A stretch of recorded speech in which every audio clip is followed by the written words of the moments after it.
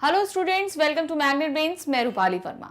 आज हम पढ़ने जा रहे हैं अपनी क्लास 12 की हिंदी बुक आरोह भाग 2 का 12वां अध्याय। 12वां अध्याय जो है वो है बाजार दर्शन। लिखित है जैनेन्द्र कुमार जी द्वारा। ये एक निबंध के तौर पर हमारे सामने रखा गया है पाठ कि किस तरीके से हम बाजार जाते हैं। पैसे फालतू में भी कभी कभी खर्च कर देते हैं, सोचते कुछ है, कुछ सोच के नहीं जाते तो फालतू का सामान ले आते हैं। कभी कभी कुछ लोग जो एकदम संयमी होते हैं, जिन्हें पता है कि उन्हें क्या लेना है, वो बाजार जाते हैं, वही लाते हैं। तो ये सब बहुत तरह तरह के आपको उदाहरणों के जरिए जैनेन्द्र कुमार जी हमें यहाँ पर समझाएंगे। तो चलिए सबसे पहले शुरू करते हैं इस पाठ का प्रतिपाद्य, मतलब कि इस पाठ में क्या क्या चीजें हम देखेंगे ये पहले देखते हैं।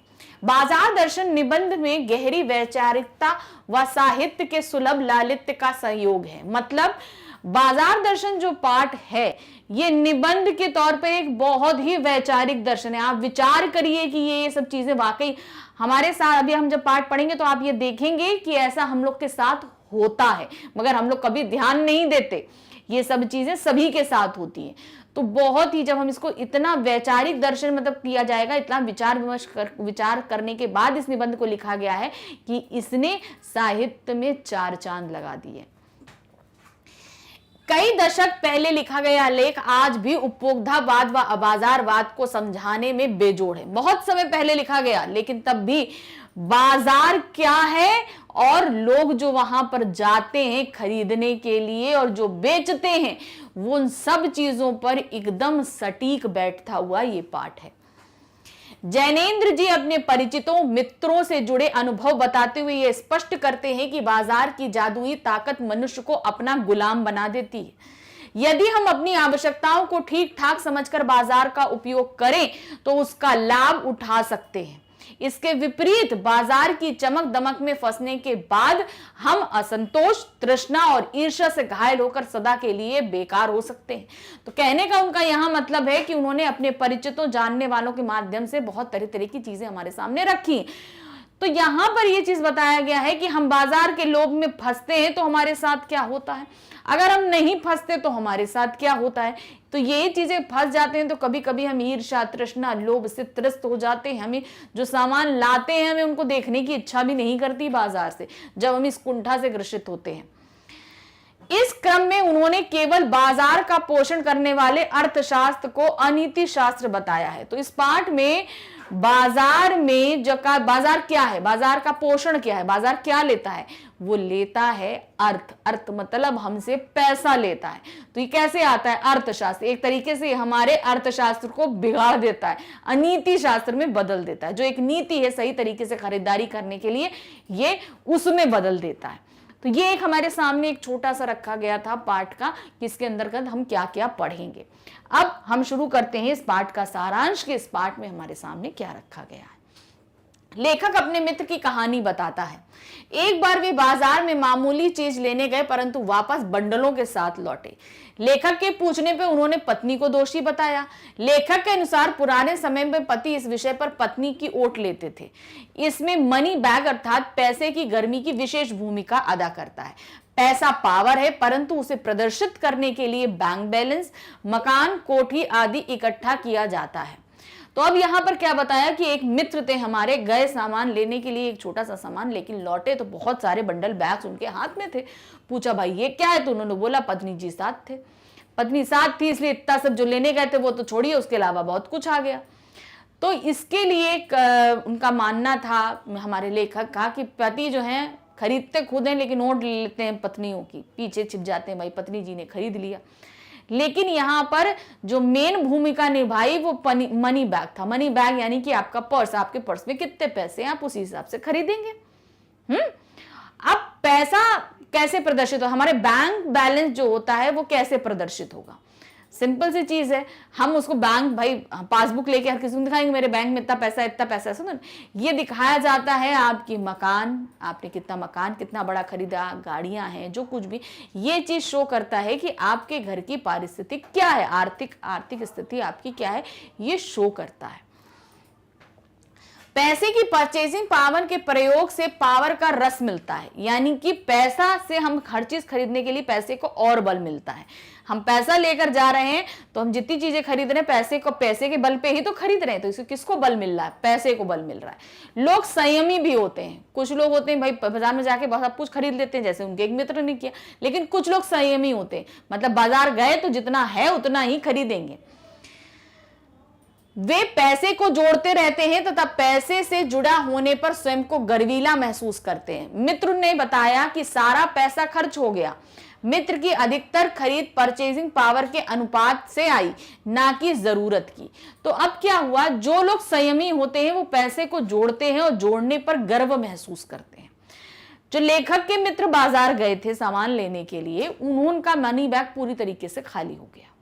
ठीक है, तो यही चीज उन्होंने दिया। अधिकतर परचेजिंग का अनुपात कहां से आया कि जरूरत से, मतलब पूरा पैसा खाली हुआ। तो परचेजिंग पावर कहां से आई? जो उन्होंने सामान खरीदा उससे नहीं, उनकी जरूरत तो पूरी नहीं हुई, जो लेने गए थे वो तो लाए नहीं, फालतू का सामान लेके आए, तो परचेजिंग पावर यहां पर इस्तेमाल नहीं हो पाई, मतलब पैसे का सही इस्तेमाल नहीं हो पाया। लेखक कहता है फालतू चीज की खरीद का प्रमुख कारण बाजार का आकर्षण है। अब वो कहते हैं कि हम बाजार जाते हैं, फालतू चीज खरीद के लेके आते हैं, तो उसका कारण क्या है? कारण है बाजार का आकर्षण होना। आजकल की दुकानें कैसी कि तुम सजा के सुंदर करके रखी जाती है, अगर लोग लेने भी कुछ और जाएं तो किसी दुकान में और घुस जाते हैं, वहां से कुछ और सामान लेके चले आते हैं। तो यही होता है आकर्षण। मित्र ने इसे शैतान का जाल बताया। तो मित्र जो उनके थे भाई आकर्षण में फंस गए, तो उन्होंने बोला भैया ये तो शैतान का जाल, इस आकर्षण में फंस के हमारे तो सारे पैसे खत्म हो गए। यह ऐसी सजा होती है कि बेहया ही इसमें फंसता है। बाजार अपने रूप जाल में सबको उलझाता है, इसके आमंत्रण में आग्रह नहीं है। ऊंचे बाजार का आमंत्रण मूक होता है, यह इच्छा जगाता है। हर आदमी को चीज की कमी महसूस होती है। चाह और अभाव मनुष्य को पागल कर देता है। असंतोष, तृष्णा, ईर्ष्या से मनुष्य सदा के लिए बेकार हो जाता है। अब उन्होंने बोला ये जो आकर्षण है इसमें बेहया लोग फंसते हैं। जो हया वाले होते हैं इस आकर्षण में नहीं फंसते।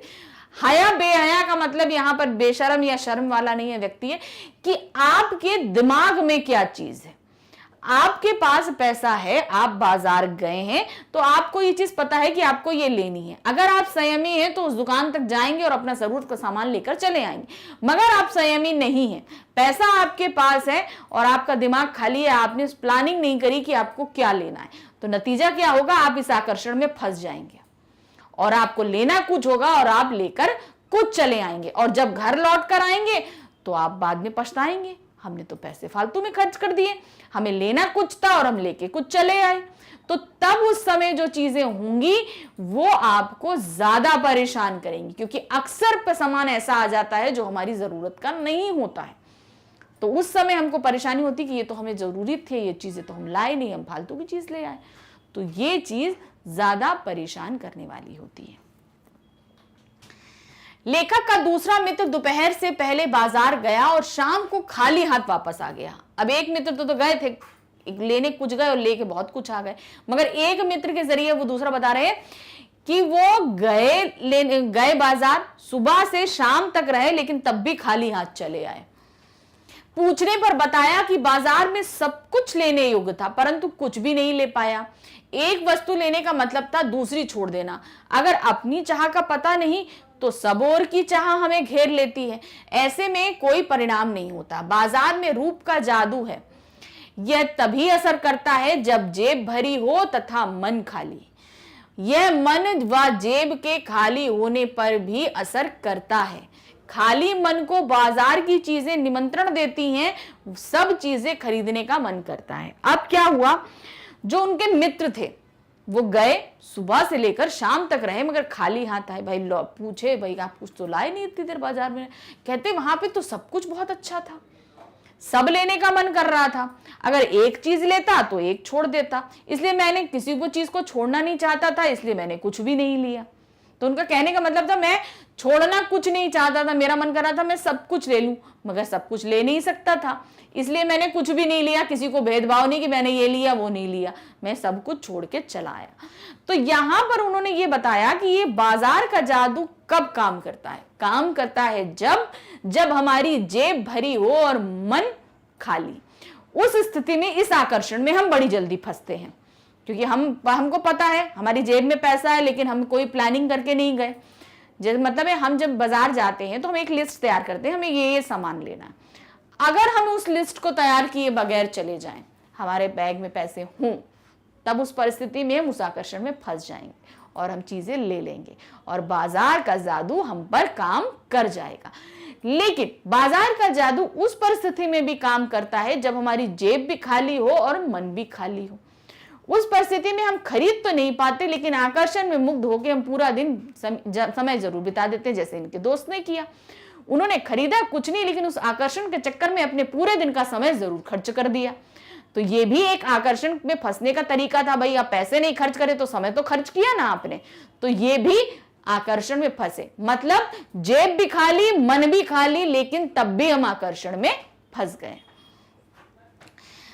तो अब यहां कहते हैं जादू उतरते ही फैंसी चीजें आराम नहीं खलल सी डालती प्रतीत होती हैं। अब जैसे ही बाजार का जादू उतरता है तो जो चीजें हम अच्छी लेकर आए हैं अब वो हमको बहुत ही बुरी दिखाई देने लगती हैं।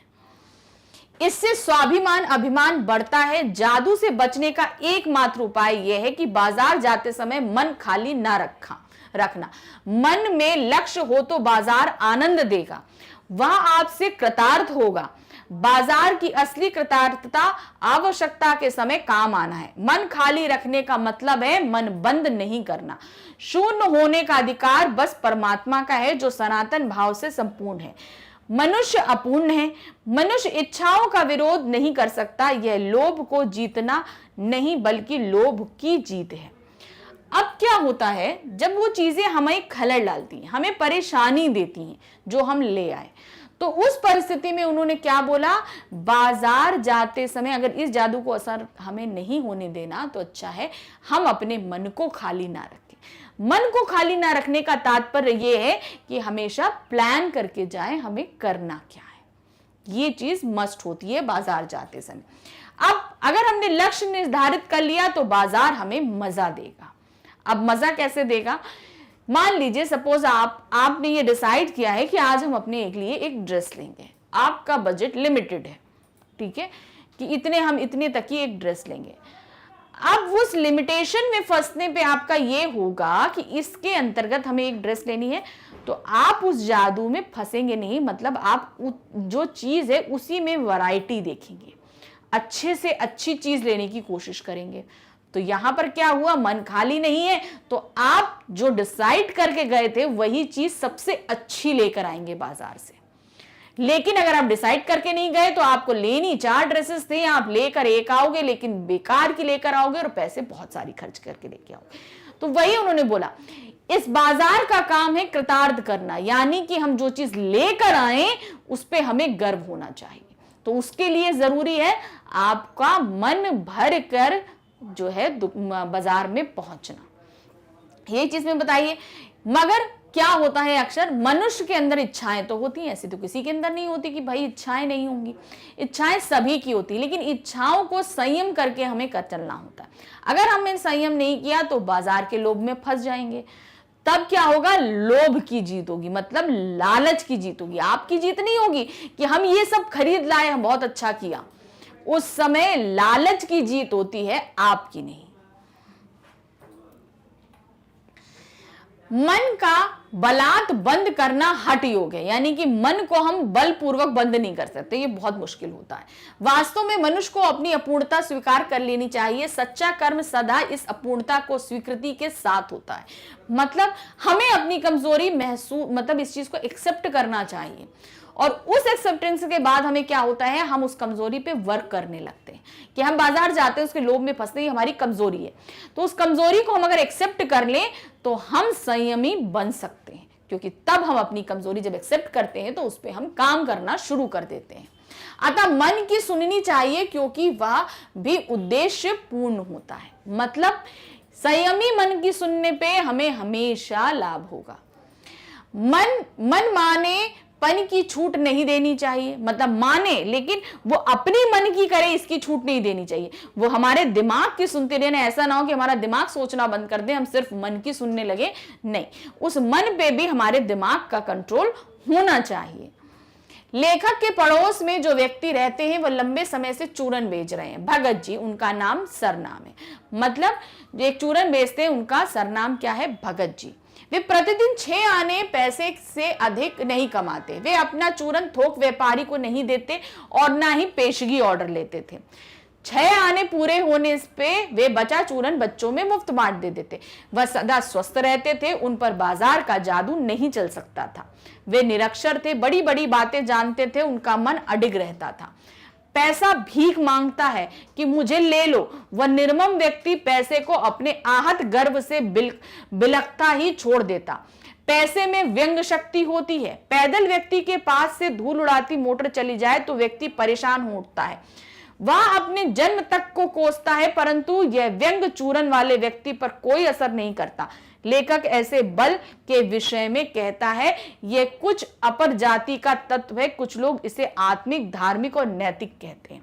अब उन्होंने फिर अपने पड़ोस में रहने वाले एक व्यक्ति का उदाहरण देते हुए समझाया। वो व्यक्ति है भगत जी, चूरन बेचते हैं, प्रतिदिन 6 आने का चूरन बेचते, और जैसे ही उनके हाथ में 6 आने आ जाते और उनके पास वो चूरन बच जाता, वो सारा बच्चों में फ्री में बांट देते, उसका पैसा नहीं लेते।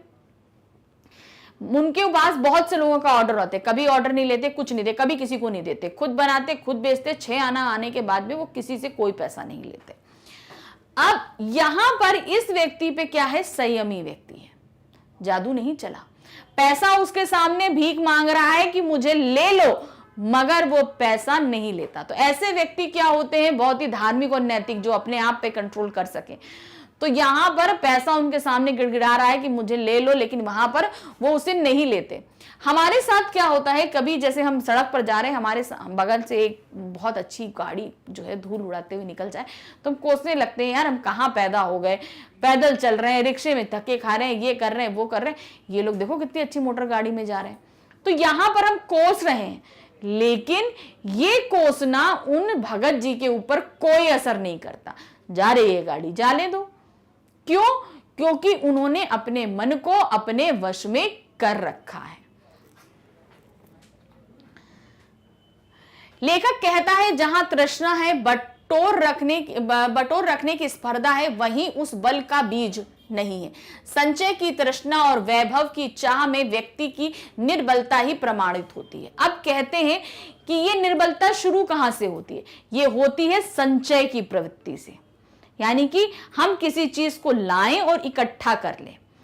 जैसे हमारे साथ में होता है, कुछ खाने का सामान लेकर आए, अब आज नहीं हम कल खाएंगे, भी ये हम परसों खाएंगे, ये हम नरसों खाएंगे, तो ये संचय की प्रवृत्ति है। इसमें क्या हुआ? हमने फालतू का खर्च किया। लेकिन ये चीज नहीं होनी चाहिए, क्योंकि यहीं से इस लोभ का बीज पड़ता है। यानी कि जो हम फालतू के खर्च करते हैं, फिजूल खर्ची करते हैं, ये बीज यहीं संचयन से ही शुरू होता है। वह मनुष्य पर धन की और चेतन पर जड़ की विजय है। एक दिन बाजार के चौक में भगत जी व लेखक की राम राम हुई। अब इसको कैसे वो समझा रहे हैं, देखिएगा। उनकी आंखें खुली थी, वे सबसे मिलकर बात करते हुए जा रहे थे, लेकिन वे भौचक्के नहीं थे और ना ही वे किसी प्रकार से लाचार थे। भांति भांति इसके बढ़िया माल से चौक भरा था, किंतु उनको मात्र अपनी जरूरत की चीज से मतलब था। वे रास्ते में फैंसी स्टोरों को छोड़कर पंसारी की दुकान से अपने काम की चीजें लेकर चल पड़ते हैं। अब उन्हें बाजार शून्य लगता है, फिर चांदनी बिछी रहती हो या बाजार के आकर्षण बुलाते रहें, वे उसका कल्याण नहीं चाहते। अब इन्होंने इसे कैसे माध्यम में बताया? उन्होंने बताया कि एक बार लेखक और उनके वो चूरन बेचने वाले जो उनके पड़ोसी थे भगत जी, वो बाजार में मिल जाते हैं। दोनों के आमने सामने राम दुआ सलाम होती है, आया होता है, सब कुछ होता है, वो चले जाते। बाजार पूरी तरह सजा हुआ है, सब कुछ है, लेकिन भगत जी भौचक्के नहीं। अरे ये इतना अच्छा है, इतना अच्छा, ये ले लेते हैं, वो ले लेते हैं, नहीं, ऐसा नहीं था। वो चुपचाप शांति से चले जाते हैं। सारा चौक बाजार बढ़िया बढ़िया सामानों से भरा है, कोई मतलब नहीं उनको। वो सीधे पंसारी की दुकान पे जाते हैं, वहां से अपने मतलब का सामान लेते हैं और चुपचाप वापस चले जाते हैं। कहीं बाजार में वो नहीं रुकते, कुछ नहीं होता। तो ये क्या था? आप चाहे जितना आकर्षण दे लो, उनका मन भरा था, उन्हें पता था कि उनको क्या लेना है। वो बाजार गए, वो लिया और चले। इसके अलावा पूरा बाजार उनके लिए शून्य था, कुछ नहीं था। पूरे बाजार में कुछ भी उन्हें कुछ मतलब नहीं, पूरा बाजार उनके लिए शून्य था। लेखक का मानना है कि बाजार की सार्थकता वह मनुष्य देता है जो अपनी जरूरत को पहचानता है। जो केवल परचेजिंग पावर के बल पर बाजार को व्यंग दे जाते हैं, वे ना तो बाजार से लाभ उठा सकते हैं और ना उस बाजार को सच्चा लाभ दे सकते हैं। वे लोग बाजार का बाजारूपन बढ़ाते हैं।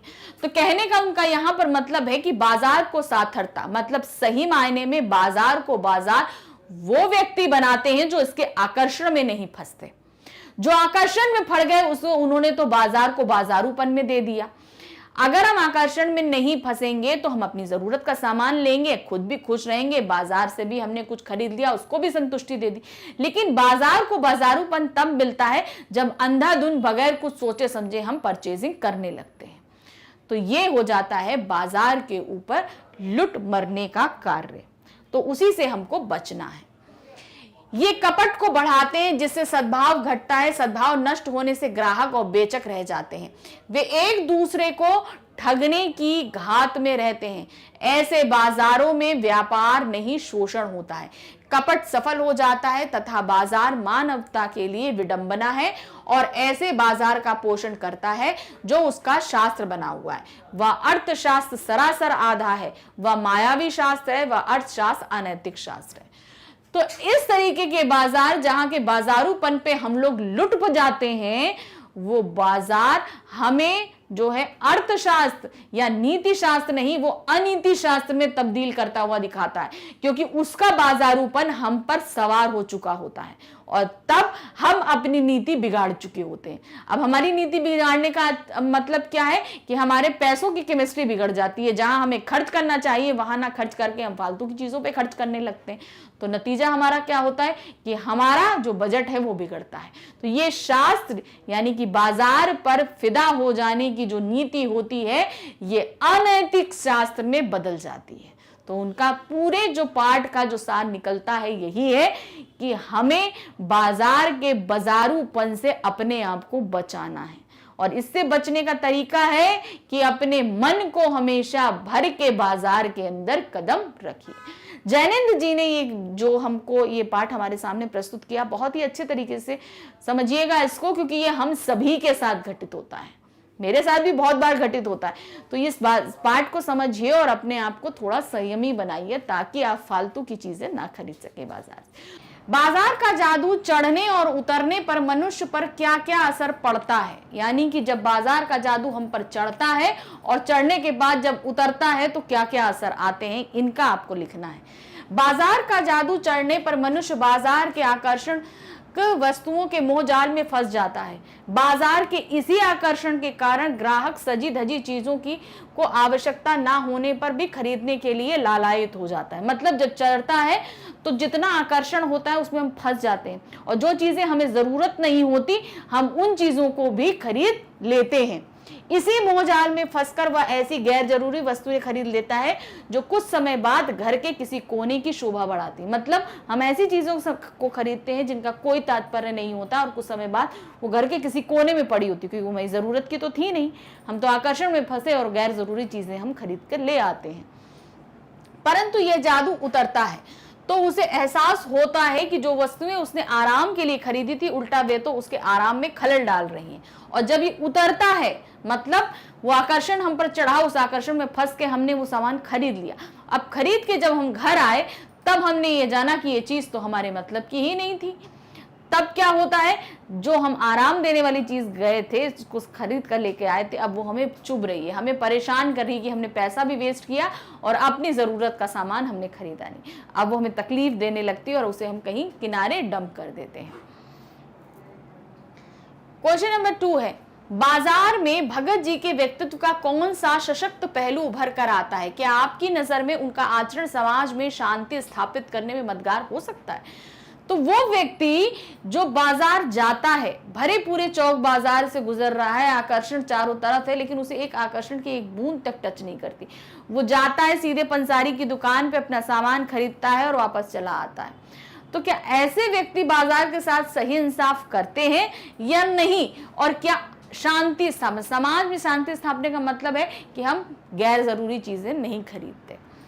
बाजार में भगत जी के व्यक्तित्व का यह सशक्त पहलू उभर कर सामने आता है कि उन्हें अपनी आवश्यकताओं का भली भांति ज्ञान है। वे उतना ही कमाना चाहते हैं जितनी उन्हें आवश्यकता है। बाजार उन्हें कभी भी आकर्षित नहीं कर पाता। वे केवल अपनी जरूरत के सामान के लिए बाजार का उपयोग करते हैं। वे खुली आंखें, संतुष्ट मन और मग्न भाव से बाजार जाते हैं। मतलब उनके पास सब कुछ है जो एक नॉर्मल व्यक्ति लेकर जाता है। खुली आंखें हैं, मन है, भाव है, सब कुछ लेकर गए। भगत जी जैसे व्यक्ति समाज में शांति और व्यवस्था लाते हैं, क्योंकि इस प्रकार के व्यक्तियों की दिनचर्या संतुलित होती है और वे बाजार के आकर्षण में फंसकर अधिक से अधिक वस्तुओं का संग्रह और संचय नहीं करते।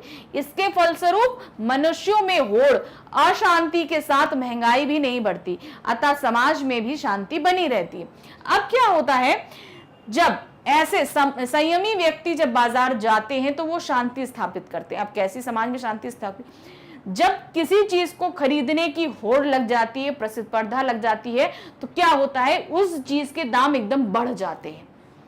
माना वो चीज जरूरत की नहीं है लेकिन वो दाम बढ़ जाते हैं। उस कंडीशन में क्या होता है, समाज में अशांति पैदा होने लगती है उस सामान को खरीदने के लिए। लेकिन ये व्यक्ति किसी भी होड़ में नहीं फंसते, कुछ नहीं करते और अशांति से अपने सामान को लेकर आते हैं जो इन्हें चाहिए। तो इस तरीके से वो डायरेक्टली नहीं मगर इनडायरेक्टली समाज में शांति स्थापित करने में बहुत मददगार होते हैं।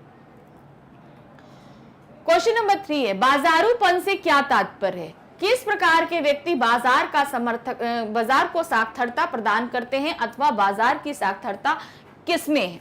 अब बाजारू से 3 तरह की क्वेश्चन पूछे गए। बाजारूपन से क्या तात्पर्य है, किस प्रकार के व्यक्ति बाजार को साक्षरता प्रदान करते हैं और बाजार की साक्षरता किसमें है? तो ये 3 प्रश्नों के उत्तर इस प्रश्न के अंतर देने हैं। क्या है? बाजारूपन से तात्पर्य ऊपरी चमक दमक से। जो चीजें दुकानें सजाई जाती हैं, आपको अट्रैक्ट करने के लिए तरह तरह की जो दिए जाते हैं, ऑफर्स दिए जाते हैं, जो डेकोरेशन किया जाता है, वो सभी चमक दमक में, वो होता है बाजारूपन। जब सामान बेचने वाले बेकार की चीजों के आकर्षण बनाकर मनचाहे दामों पर बेचने लगते हैं, तब बाजार में बाजारूपन आ जाता है। इसके अलावा धन को दिखावे की वस्तु मानकर व्यर्थ में उसका दिखावा करने वाले ग्राहक भी बाजार में बाजारूपन लाने में सहायक होते हैं। मतलब हमने आकर्षण कर दिया, अब जो शॉपकीपर दुकान वाला है उसने खूब अच्छी दुकानें सजा दी, सब कुछ किया और जो सामान बेच रहा है वो अपने मनमाने दाम पर बेच रहा है, तो उसने बाजारूपन बढ़ाया। फिर हमारे पास पैसा है, इसका दिखावा करने के लिए हमने उस मनमाने दाम वाली चीज को हमने खरीदा, तो हमने भी क्या किया, बाजार के बाजारूपन को बढ़ाया। तो यही सब चीजें हैं बाजारूपन के अंतर्गत आती है। जो विक्रेता ग्राहकों का शोषण नहीं करते और छल कपट से ग्राहकों को लुभाने का प्रयास नहीं करते, साथ ही जो ग्राहक को अपनी आवश्यकताओं की चीजें खरीदते हैं, वे बाजार को सार्थकता प्रदान करते हैं। मतलब जो सिंपल तरीके से अपने सामान को बेचते हैं, जो किसी तरह का आकर्षण पैदा नहीं करते, ग्राहकों को मनमाने दाम पर नहीं बेचते, जो वाजिब दाम है उन पे बेचते और ग्राहक शांति से खरीदते, तो ऐसे लोग ही बाजार को साक्षरता प्रदान करते हैं। इस प्रकार विक्रेता और ग्राहक दोनों ही बाजार को साक्षरता प्रदान करते हैं।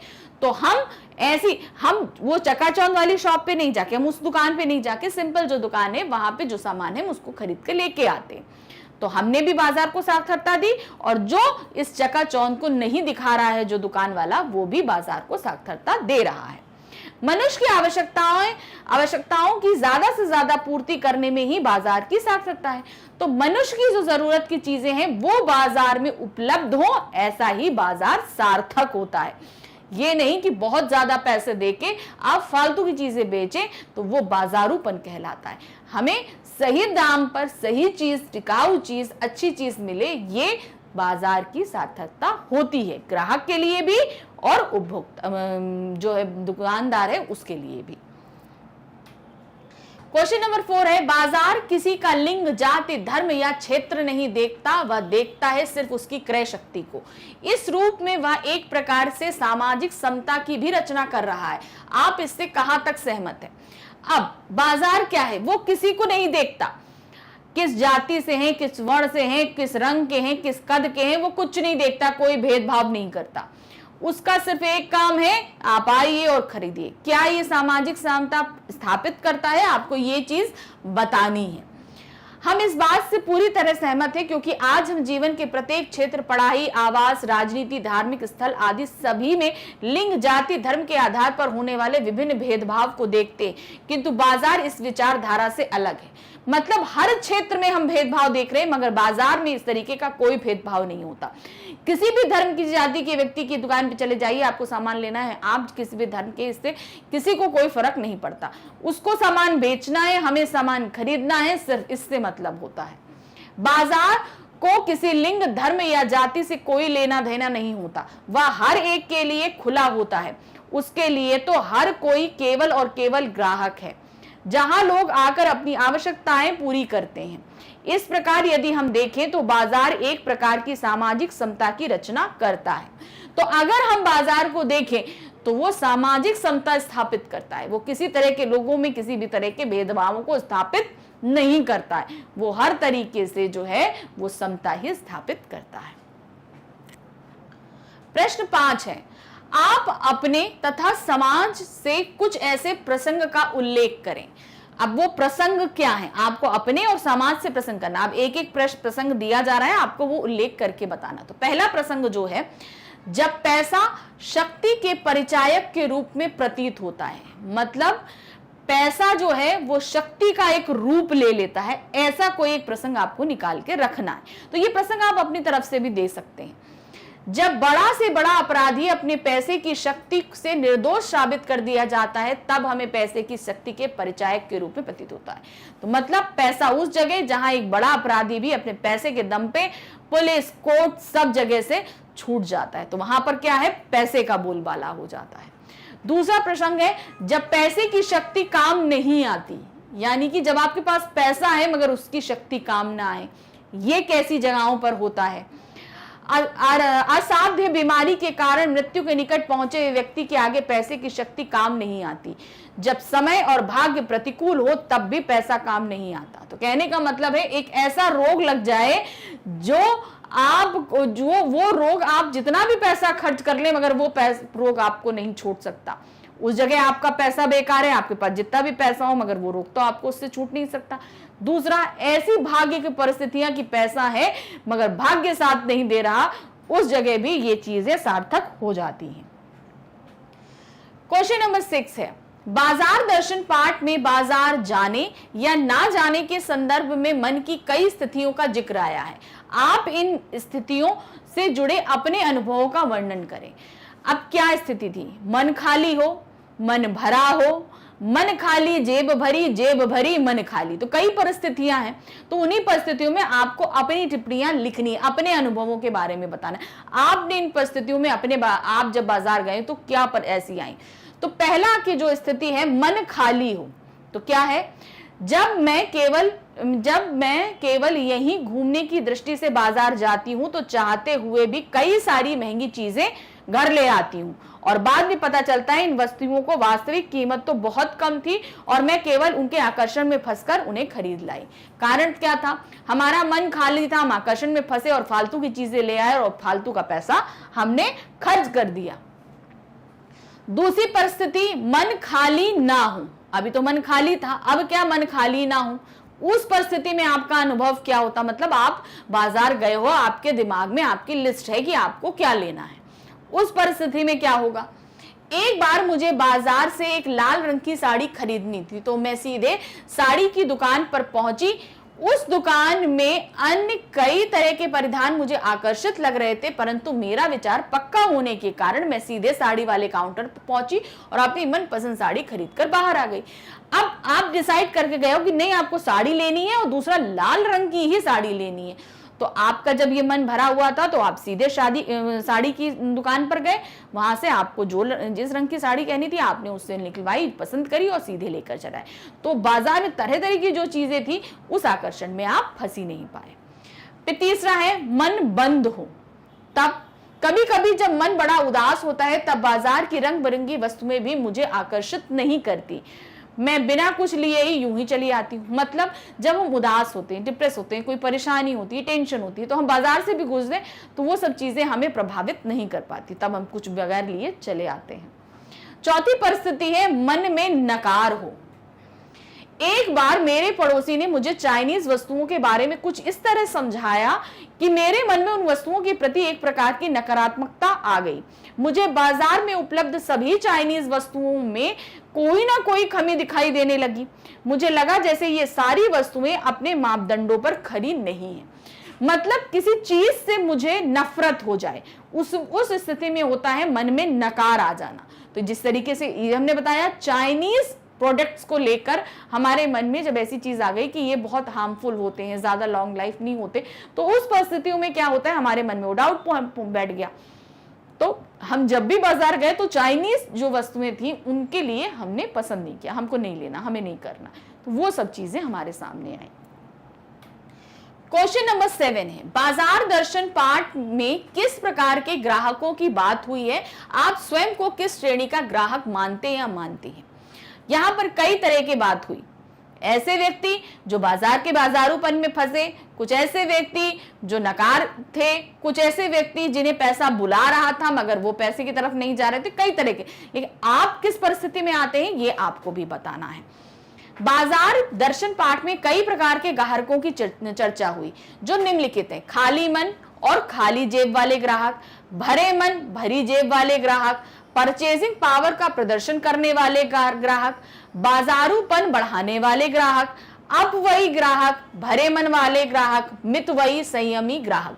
तो ये जितने भी तरह के ग्राहक हैं, इन सभी की विवेचना हम अपने पाठ के सार वाले में कर चुके हैं कि ये किस किस तरीके के ग्राहक होते हैं।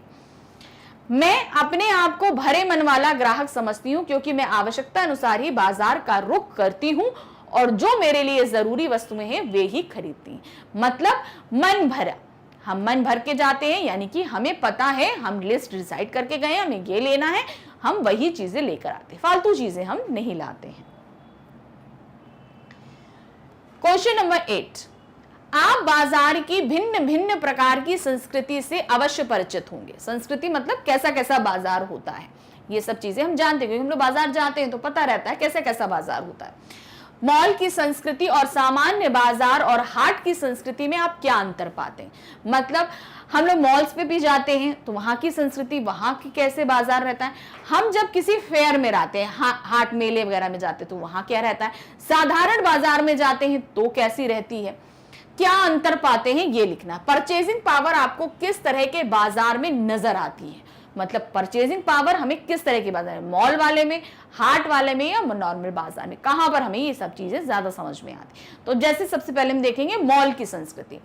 मॉल की संस्कृति में हमें एक ही छत के नीचे तरह तरह के सामान मिलते हैं। यहाँ का आकर्षण ग्राहकों को सामान खरीदने को मजबूर कर देता है। इस प्रकार के बाजारों में ग्राहक उच्च और उच्च मध्यम वर्ग से संबंधित है। जाहिर सी बात है, मॉल के आकर्षण में बहुत फंसते हैं, अरे ये कपड़ा अच्छा है, ये चीज अच्छी है, ये खाने की चीज अच्छी, हम लोग ले लेते हैं और इन आकर्षण में बहुत तेजी से फंसते हैं। इसमें सभी वर्ग के लोग आते हैं। फिर है सामान्य बाजार, यानी नॉर्मल बाजार जो रहता है। सामान्य बाजार में लोगों की आवश्यकता अनुसार चीजें होती हैं। यहाँ का आकर्षण मॉल संस्कृति की तरह नहीं होता। इस प्रकार के बाजारों में ग्राहक मध्यम वर्ग से संबंधित होता है, तो यहाँ पर ज्यादा आकर्षित नहीं होता। आपकी आवश्यकता अनुसार जो आपको चाहिए वो सभी चीजें मिलती हैं और ज्यादातर यहाँ पर मध्यम वर्ग के लोग आते हैं। अब हाट संस्कृति, हाट यानी कि मेले वगैरह जो लगते हैं वहां पर कैसे मिलता है। हाट की संस्कृति में बाजार एकदम सीधे और सरल होते हैं। इस प्रकार के बाजारों में निम्न और ग्रामीण परिवेश के ग्राहक होते हैं। इस प्रकार के बाजारों में दिखावा नहीं होता। तो यहाँ पर स्टॉल्स लगे होते हैं, हर तरह तरह के होते हैं। ग्रामीण लोग भी आते हैं और निम्न वर्ग के लोग, मध्यम वर्ग के लोग भी जाते हैं। तो यहाँ पर क्या होता है, ज्यादा दिखावा नहीं होता, आपको जो चीज लेनी है वो लीजिए। अब एंड में आता है किस बाजार में परचेजिंग पावर काम करती है। परचेजिंग पावर हमें मॉल संस्कृति में दिखाई देती है क्योंकि एक तो उसके ग्राहक उच्च वर्ग से संबंधित होते हैं और मॉल संस्कृति में वस्तुओं को कुछ इस तरह से आकर्षण के साथ पेश किया जाता है कि ग्राहक उसके मुंह में फंसकर खरीदने को मजबूर हो जाता है। तो ज्यादातर परचेजिंग पावर मॉल संस्कृति में दिखती है। मतलब ज्यादा आप पैसा कहां खर्च करते लोगों को देखेंगे, फालतू का भी देखेंगे, वो होता है मॉल में। क्यों? क्योंकि यहाँ पर उच्च वर्ग के लोग खरीदारी के लिए ज्यादा आते हैं। दूसरा, यहाँ पर वस्तुएं बहुत ही आकर्षक ढंग से रखी जाती है, इसलिए यहाँ पर परचेजिंग पावर को आप यूज होते हुए बहुत देखेंगे। क्वेश्चन नंबर 9, लेखक ने पाठ में संकेत किया है कि कभी कभी बाजार में आवश्यकता ही शोषण का रूप धारण कर लेती है। क्या आप इस विचार से सहमत हैं? तर्क सहित उत्तर दीजिए। कहने का मतलब यहां पर है जो हमारी जरूरत की चीजें हैं वो ही हमें इतनी ऊपरी दामों पे मिलती हैं कि वहां पर शोषण शुरू हो जाता है। ये चीज आपको बतानी है। कैसे? हम इस बात से पूरी तरह सहमत हैं, दुकानदार कभी कभी ग्राहक की आवश्यकताओं का भरपूर शोषण करते हैं, यानी ग्राहक को क्या चीज जरूरत है उन सब चीजों के दाम बढ़ा देते हैं। जैसे कभी कभी जीवन उपयोगी वस्तुएं जैसे चीनी, गैस, प्याज, टमाटर आदि, तो ये क्या है हमारी इनिशियल रोजमर्रा की जीवन में इस्तेमाल होने वाली चीजें हैं कि कमी हो जाती है। मतलब मार्केट में ये सब चीजें जो जितनी मांग है उससे कम हो जाती है। उस समय दुकानदार मनचाहे दामों में इन चीजों की बिक्री करते हैं। अब जिन दुकानदारों के पास ये चीजें होती हैं, मार्केट में जितनी जरूरत है उतना उपलब्ध नहीं है, और जिनके पास उपलब्ध है वो बहुत ही हाई रेट्स पे बेचने लगते हैं। तो ये क्या होता है, जो जमाखोरी करते हैं ना, ये उस समय अपना सामान बाहर निकालते हैं। ग्राहक भी अपनी दैनिक आवश्यकताओं के कारण सब कुछ जानते हुए बाजार के शोषण का शिकार बन जाते हैं। वो जानते हैं कि ये वो लोग हैं जो जमाखोरी करके रख रहे थे और जब जरूरत पड़ी तब इन्होंने सामान ऊंचे दामों पे बेचना शुरू किया। जानते हैं, लेकिन चूंकि वो हमारी जरूरत की चीजें होती हैं तो हमें ऊंचे दामों पे खरीदनी पड़ती हैं, इसीलिए ग्राहक शोषण का शिकार हो जाता है। 10th क्वेश्चन और लास्ट क्वेश्चन हमारा है, स्त्री माया ना जोड़े। यहां माया शब्द किस ओर संकेत कर रहा है? स्त्रियों द्वारा माया जोड़ना प्रकृति प्रदत्त नहीं बल्कि परिस्थितिवश है। वे कौन सी परिस्थितियां हैं जो स्त्री को माया जोड़ने के लिए विवश करती हैं? थोड़ा थोड़ा सा पैसा जोड़ना ही स्त्रियों की जो है प्रवृत्ति होती है। वो आगे समय में आने वाली विपत्ति के लिए तैयार रहती हैं कि कभी पैसे नहीं हैं, कुछ नहीं है, तो उपस्थिति में वो पैसे काम आए, तो थोड़े थोड़े जोड़ के ही वो करती हैं। ये परिस्थितियां होती हैं कभी बच्चों की पढ़ाई के लिए, कभी घर में बढ़ती हुए मेहमान आ जाते हैं, जरूरतें बढ़ जाती। उस परिस्थितियों में या एकदम से कोई चिकित्सीय आपदा आ जाए तो उस समय ये सारे पैसे इस्तेमाल किए जा सकते हैं। तो क्या दिया है यहां पर? माया शब्द धन संपत्ति की ओर संकेत करता है। आमतौर पर स्त्रियां माया जोड़ती देखी जाती हैं, परंतु उनका माया जोड़ने के पीछे अनेक कारण होते हैं। जैसे एक स्त्री के सामने घर परिवार को सुचारू रूप से चलाने की, बच्चों की शिक्षा दीक्षा की, असमय आने वाले संकट की, संतान के विवाह की, रिश्ते नातों को निभाने की जिम्मेदारियां आदि अनेक परिस्थितियां आती हैं जिनके कारण वे माया जोड़ती हैं। तो ये सारी परिस्थितियां जिनके कारण स्त्रियां थोड़ा थोड़ा करके पैसों को जोड़ती हैं। उसके लिए हमारे पास गद्यांश है, मतलब हमने पाठ से ही कुछ गद्य खंडों को लिया है और उन्हीं पर आधारित प्रश्न हैं। इसके अलावा हमारे पास बहुविकल्पीय प्रश्न है। ये जो गद्यांश के ऊपर प्रश्न रहेंगे ये भी बहुविकल्पीय ही हैं और इसके अलावा पूरे चैप्टर से भी रहेंगे। तो पहले कुछ गद्यांश सॉल्व करते हैं, फिर उसके बाद हम पूरे पाठ से रिलेटेड बहुविकल्पीय भी देखेंगे। तो पहला जो गद्यांश आ रहा है क्या है उसमें? बाजार में एक जादू है, वह जादू आंख की राह काम करता है, वह रूप का जादू है, पर जैसे चुंबक का जादू लोहे पे ही चलता है वैसे ही इस जादू की भी मर्यादा है। जेब भरी हो और मन खाली हो, ऐसी हालत में जादू का असर खूब होता है। जेब खाली पर मन भरा ना हो तो भी जादू चल जाएगा। मन खाली है तो बाजार की अनेक चीजों का निमंत्रण उस तक पहुंच जाएगा। कहीं हुई उस वक्त जेब भरी हो तब तो फिर वह मन किसी की मानने वाला नहीं। मतलब अगर आपके जेब में पैसा है और आपका मन खाली, आप मार्केट पहुंचकर आपने डिसाइड नहीं किया कि आपको क्या खरीदना है, तब तो वो जादू 100% चलेगा ही चलेगा। मालूम होता है यह भी लूं वह भी लूं, सभी सामान जरूरी है और आराम को बढ़ाने वाला मालूम होता है। मतलब जब हमने डिसाइड नहीं किया, हमारी लिस्ट नहीं बनी है कि हम बाजार क्यों जा रहे हैं, उस कंडीशन में क्या होगा? हमारी जेब भरी, हमारे पास खूब पैसा है और हम चले गए बाजार, हमने सोचा नहीं कि हमें करना क्या है। उस कंडीशन में क्या होगा? हमें हर एक चीज हमारी जरूरत की, आराम की मालूम पड़ेगी और हम अंधाधुंध खरीदना शुरू कर देंगे।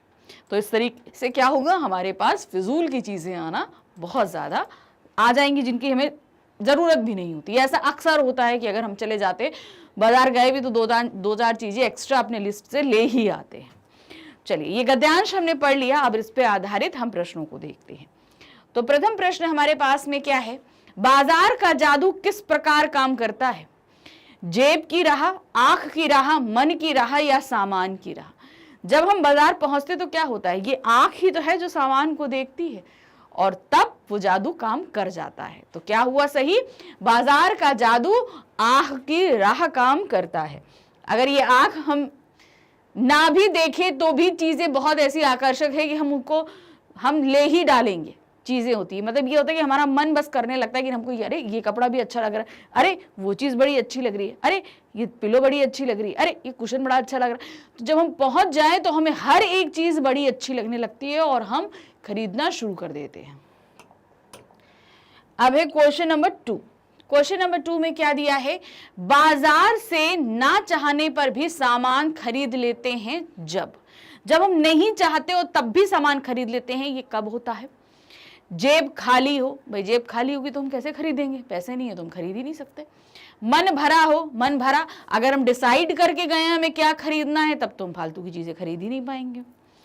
मन खाली हो, यानी कि जब जेब भरी है और मन में हम कुछ डिसाइड करके मार्केट नहीं पहुंचे हैं तब हम फालतू की चीज खरीद ही लेंगे। तो क्या होगा, बाजार में ना चाहने पर भी हम जब सामान खरीद लेते हैं, मन जब खाली हो, यानी कि हम जब डिसाइड करके मार्केट ना गए हो तब खरीद लेते हैं। अब है क्वेश्चन नंबर 3। क्वेश्चन नंबर 3 क्या है, यहां किसके जादू की बात कही गई है? किसके जादू की बात चल रही है? रूप के जादू के, मन के जादू के, जेब के जादू के या बाजार के जादू की? तो यहां पर हम बात जो कर रहे हैं, इस गद्यांश में बात करिए किसकी है, वो बाजार के जादू की बात कर रहे हैं। क्वेश्चन नंबर 4 में क्या है, क्या आप इस बात से सहमत हैं कि कमजोर इच्छा शक्ति वाले लोग बाजार के जादू से मुक्त नहीं हो सकते?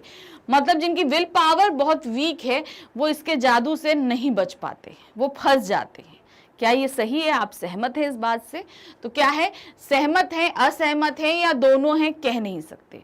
तो हम इस बात से बिल्कुल सही हैं, सहमत हैं कि जिनकी विल पावर वीक होती है वो इस बाजार के जादू से बच नहीं पाते। कहने का मतलब हम अपनी इच्छा शक्ति को अपने कंट्रोल में नहीं कर पाते वो चीज। क्वेश्चन नंबर 5 में क्या है, यह पंक्तियां किस पाठ से ली गई हैं? ये जो हम पाठ पढ़ रहे हैं ये कौन सा है? भक्तिन, काले मेघा पानी दे, पहलवान की ढोलक, बाजार दर्शन। देखिए यहां तो बाजार दर्शन आपके पास यहाँ ऊपर लिखा हुआ है हेडिंग में, बाजार दर्शन, लेकिन जब पाठ आता है, जब ये इस तरीके से गद्यांश हमारे पेपर में आते हैं तब उसमें पाठ मेंशन नहीं होता।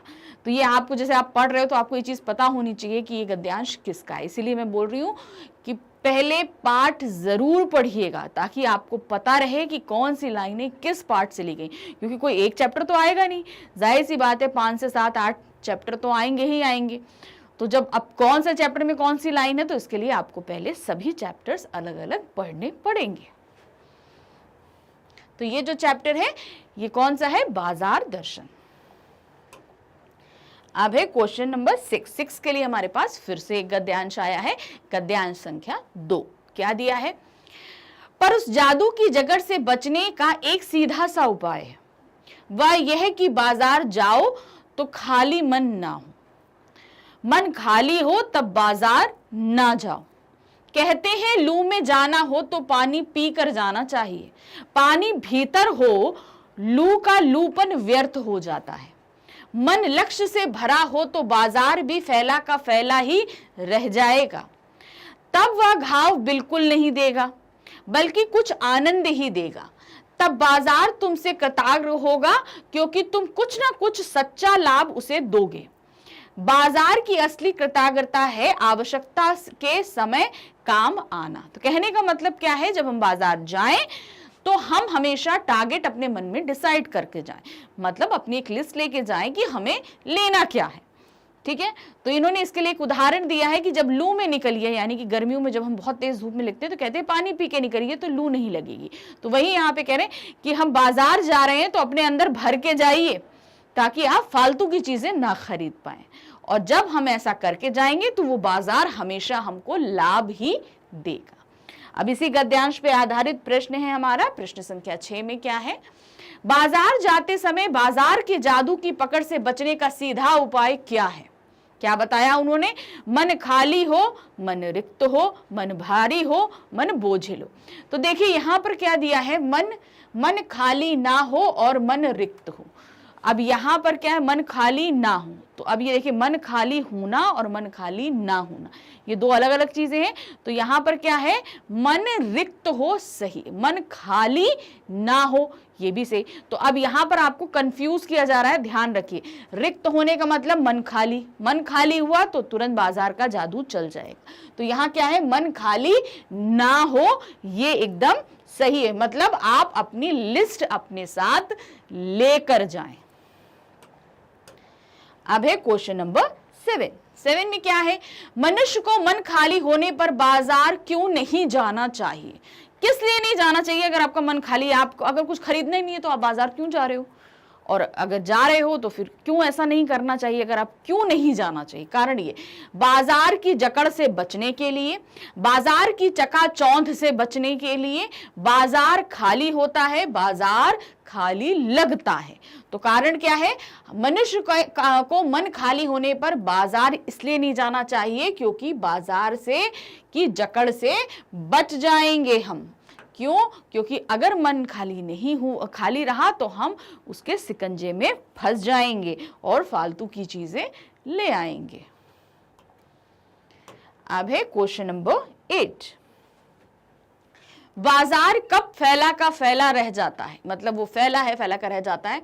मन में लक्ष्य होने पर, मन का लक्ष्य विहीन होने से, मन का खाली होने से, मन में आकर्षण होने से। तो क्या है, मन में लक्ष्य होने से, यानी कि जब हमारे अंदर डिसाइडेड है हमें क्या लेना है तो वो बाजार फैला का फैला रह जाता है, क्योंकि हम जाएंगे अपनी जरूरत की चीज लेके आएंगे, चले आएंगे।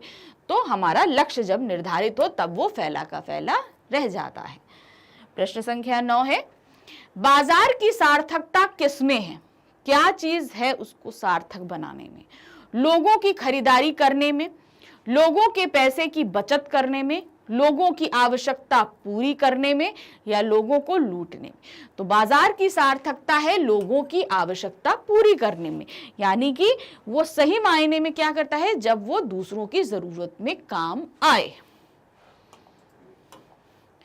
प्रश्न संख्या 10 है, बाजार से कब आनंद मिलता है, कब मजा आता है, कब मिलता है, जब ग्राहक के मन में कोई लक्ष्य नहीं होता, जब ग्राहक के पास मनी पावर होता है, मनी पावर मतलब पैसा होता है, जब ग्राहक के मन में लक्ष्य निश्चित होता है, जब ग्राहक पूरा खर्च कर सकता है। तो क्या होता है, जब हमारे मन में लक्ष्य निर्धारित होता है। यहाँ लक्ष्य का तात्पर्य यह है कि मान लीजिए हमने सपोज आज सोचा है कि आज हमें कुछ जरूरत से सामान लेने हैं, मान लीजिए सपोज हमें अपने लिए ड्रेस लेनी है, शूज लेने हैं, कुछ किचन एक्सेसरीज लेनी, हमने एक लिस्ट बना ली। तो ये क्या है, ये हमारा लक्ष्य है, बाजार जाने का लक्ष्य है। तो हमने जब लक्ष्य निर्धारित कर लिया है और उस लक्ष्य को हम जब जितना हमने सोचा था वो सब जब हम परचेज कर लेंगे तभी तो हमें आनंद आएगा ना कि ये होगा कि जो हम लक्ष्य निर्धारित करके गए हैं, यानी कि जो सामान हम सोच के गए हैं वो ना खरीद के बाकी सब चीजें ले आए तो क्या होगा, हमें मजा नहीं आएगा, क्योंकि हम अपनी जरूरत के तो सामान लाए नहीं, जो चीजें हमें जरूरत थी, तब वो हमें आनंद नहीं देगा। तो क्या होगा, जब हमारे मन में लक्ष्य निश्चित होता है तब बाजार हमें आनंद देता है। अब है हमारे पास गद्यांश संख्या 3। गद्यांश संख्या 3 में क्या दिया है, लोभ का यह जीतना नहीं कि जहां लोभ होता है यानी मन में वहां नकार हो, यह तो लोभ की ही जीत है और आदमी की हार है। आंख अपनी फोड़ डाली तब लोभनीय के दर्शन से बचे तो क्या हुआ, ऐसे क्या लोभ मिट जाएगा, और कौन कहता है कि आंख फूटने पर रूप दिखना बंद हो जाएगा। क्या आंख बंद करके ही हम सपने नहीं देख लेते, और वे सपने क्या चैन भंग नहीं करते। इससे मन को बंद कर डालने की कोशिश तो अच्छी नहीं, वह अकारत है, यह तो हट वाला योग है, शायद हट ही हट है, योग नहीं। इससे मन कृश भले ही हो जाए और पीला और असक्त, जैसे विद्वान का ज्ञान। वह मुक्त ऐसे नहीं होता, इससे वह व्यापक की जगह संकीर्ण और विराट की जगह क्षुद्र होता है। इसीलिए उसका रोम रोम मूंद कर बंद तो मन को करना नहीं चाहिए। तो कहने का मतलब है कि ये जो आंखें हैं, कहते हैं ना आंख के जादू काम कर रहा है बाजार का, तो क्या है, अगर हम ये आंखें बंद कर लें तो क्या बाजार का जादू हम पे काम नहीं करेगा? सपने तो आंखें बंद करके भी देखा जाता है। तो बात यहाँ मन से है, आंखें बंद करने से नहीं है। आंखें बंद क्या, आंखें आप फोड़ लीजिए तो भी आपकी लालसाएं खत्म नहीं होंगी। बात यहां है अपने मन को अपने कंट्रोल में करने से।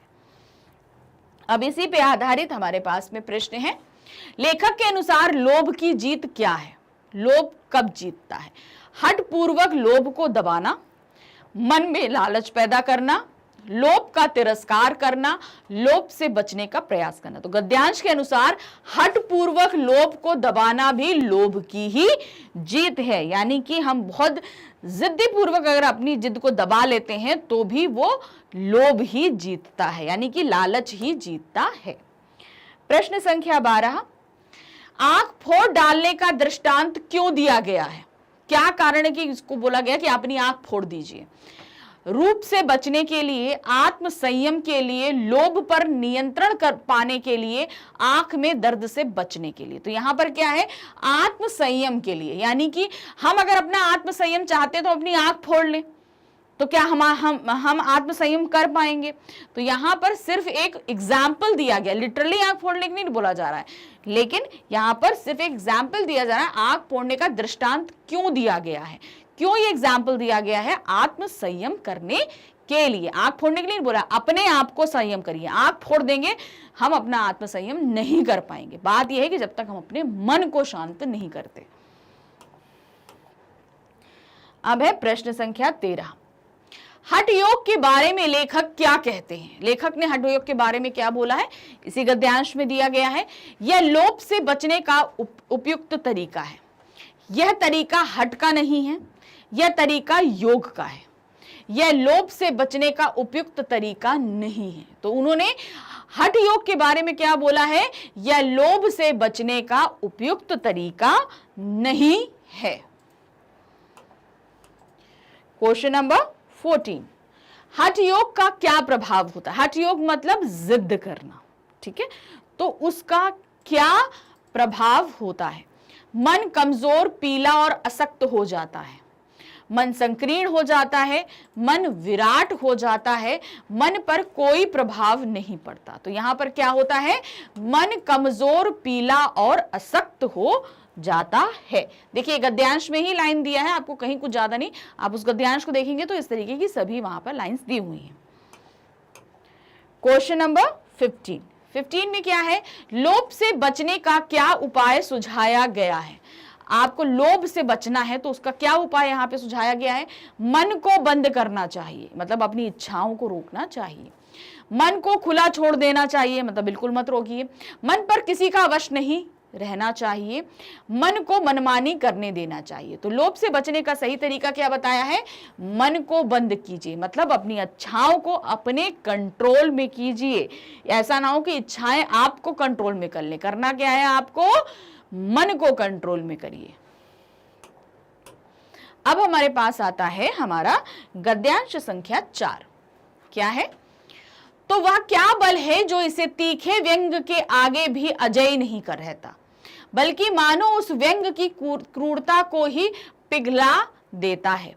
उस बल को नाम जो दो, पर वह निश्चय उस तल की वस्तु नहीं है जहां पर संसारी वैभव फलता फूलता है। वह कुछ अपर जाति का तत्व है। लोग स्पिरिचुअल कहते हैं, आत्मिक, धार्मिक, नैतिक कहते हैं। मुझे योग्यता नहीं कि मैं उन शब्दों में अंतर देखूं और प्रतिपादन करूं। मुझे शब्द से सरोकार नहीं, मैं विद्वान नहीं कि शब्दों पर अटूट हूं। लेकिन इतना तो है कि जहां तृष्णा है, बटोर रखने की स्पर्धा है, वहां उस बल का बीज नहीं है। बल्कि यदि उसी बल को सच्चा बल मानकर बात की जाए तो कहना होगा कि संचय ही तृष्णा और वैभव की चाह में व्यक्ति की निर्बलता को प्रमाणित होती है। निर्बल ही धन की ओर झुकता है, वह अबलता है वह मनुष्य पर धन की और चेतन पर जड़ की विजय है। तो यहां पर इन्होंने क्या बताया है, संचय करना। संचय करना मतलब इसको कैसे जोड़ते हैं, मैं आपको बताते हैं। हम जब बाजार जाएंगे, मन खाली है तो हम फालतू की चीजें लेकर आएंगे जिसका कोई मतलब नहीं है। तो हम यहाँ क्या कर रहे हैं, फालतू की चीजों का इकट्ठा कर रहे हैं, संचयन कर रहे हैं। तो वो क्या है, वो हमें निर्बल बना रहा है, हमें कमजोर बना रहा है। तृष्णा, प्यास, लालच, इन सब के मोह में फंसकर हमने क्या किया है, बाजार जाकर फालतू की चीजों को खरीदा है। और ये संचय हमें क्या बना रहा है, हमें निर्बल बना रहा है। अब इसी गद्यांश पे आधारित हम प्रश्नों को देखते हैं। उस बल से क्या तात्पर्य है, यहां पे उस बल की बात करिए, वो उस बल का मतलब क्या है। बाजार में वस्तु खरीदने के निश्चय का निर्णय, संसारी फल फूलता वैभव, तृष्णा और वैभव की चाह, चेतन पर जड़ की विजय। तो यहां पर उस बल से तात्पर्य है बाजार में वस्तु खरीदने का निश्चय का निर्णय। यानी कि अब हम इस समय निश्चय कर लें कि हमको ये वस्तु खरीदनी ही खरीदनी है। अब वो जरूरत की है या नहीं, ये वही बल है। ठीक है, मतलब निर्णय करने की जो बल है, यहां पर उस बल से वही तात्पर्य है। क्वेश्चन नंबर है 17। उसे किस जाति का तत्व बताया गया है, मतलब निर्णय करना, सामान खरीदने का निर्णय करना, वो किस जाति का बल है। जाति कौन सी है, वो अपर जाति, निम्न जाति, मध्यम जाति या सभी जाति। तो आप समझ लीजिए, आपको यहां पर क्या है, अपर जाति मतलब कि आपकी जो उच्च स्तर के लोग, जो बहुत अमीर होते हैं, धनी वर्ग होता है वो। निम्न वर्ग मतलब कि जो आपके बहुत ही लोअर, यानी कि मजदूर, गरीब भिखारी लोग होते हैं उनसे। मध्यम वर्ग, मिडिल क्लास लोग होते हैं। सभी जाति मतलब इन तीनों ही जाति के बाद में। तो यहां पर सामान खरीदने का निश्चय कौन करता है, वो बल किसके पास होता है, अपर जाति के पास। क्यों, क्योंकि भाई उनके पास पैसे बहुत ज्यादा होते हैं, तो हर सामान को खरीदने का निश्चय उन्हीं के हाथ में बहुत ही अच्छे से होता है।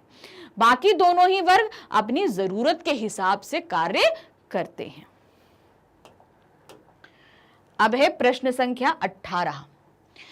लेखक किन शब्दों के सूक्ष्म अंतर में नहीं पढ़ना चाहता। स्पिरिचुअल बोला था ना, स्पिरिचुअल। अब स्पिरिचुअल के अंदर जो 3 चीजें लेकर आए थे, वो वही चीजों की बात कर रहा है। लेखक किन शब्दों के सूक्ष्म अंतर, यानी कि इनके अंदर कौन से शब्द थे जिनके अंदर बहुत ही जरा सा अंतर है, उसके हेर फेर में नहीं पढ़ना चाहता। कौन से थे वो, मौलिक, प्राकृतिक या व्यवहारिक, भौतिक, सांसारिक, पारिवारिक, आत्मिक, धार्मिक, नैतिक, आध्यात्मिक, सामाजिक और भौगोलिक। तो यहां पर सही क्या है हमारा, वो है आत्मिक, धार्मिक और नैतिक। इन चीजों के सूक्ष्म अंतर में हमारे लेखक नहीं पढ़ना चाहते हैं। प्रश्न संख्या 19 है, व्यक्ति की निर्बलता किससे प्रमाणित होती है। यानी कि व्यक्ति जो है वो निर्बल है, ये किससे प्रमाणित हो रहा है, धन का त्याग करने से, वैभव की चाह करने से, मन की इच्छा या जीवन से विरक्ति करने पे। तो ये होता है वैभव की चाह करने से व्यक्ति की निर्बलता प्रमाणित हो जाती है। प्रश्न संख्या 20, मनुष्य पर धन की विजय, चेतन पर जड़ की विजय कैसे है। कैसे है ये चीज दिया क्या है, वह धन की ओर झुकता है। जब वो धन की ओर झुकता है तब चेतन पर जड़ की विजय होती है। वह धन को से सरोकार नहीं कर रखता, वह धन का परित्याग करता है, वह संयमी होता है। तो सही क्या है, वह धन की ओर जब झुकता है तब चेतन पर जड़ की विजय हो जाती है। अब है हमारा गद्यांश संख्या 5। गद्यांश संख्या 5 में हमारे पास जो दिया गया है उसको हम पढ़ेंगे और फिर देखेंगे कि इस पे आधारित क्या प्रश्न है। यह मुझे ज्ञात होता है कि बाजार की सार्थकता भी वही मनुष्य देता है जो जानता है कि वह क्या चाहता है, और जो नहीं जानते कि वे क्या चाहते हैं, अपनी परचेजिंग पावर के गर्भ में अपने पैसों से केवल एक विनाशक शक्ति, शैतानी शक्ति, व्यंग की शक्ति ही बाजार को देते हैं। ना तो वे बाजार से लाभ उठा सकते हैं, ना उस बाजार को सच्चा लाभ दे सकते हैं। वे लोग बाजार का बाजारूपन बढ़ाते हैं, जिसका मतलब है कि कपट बढ़ाते हैं। कपट की बढ़ती का अर्थ परस्पर में सद्भाव की घटती है, यानी कि जब कपट बढ़ता है यानी लालच बढ़ता है तो क्या होता है, सद्भाव घटता है।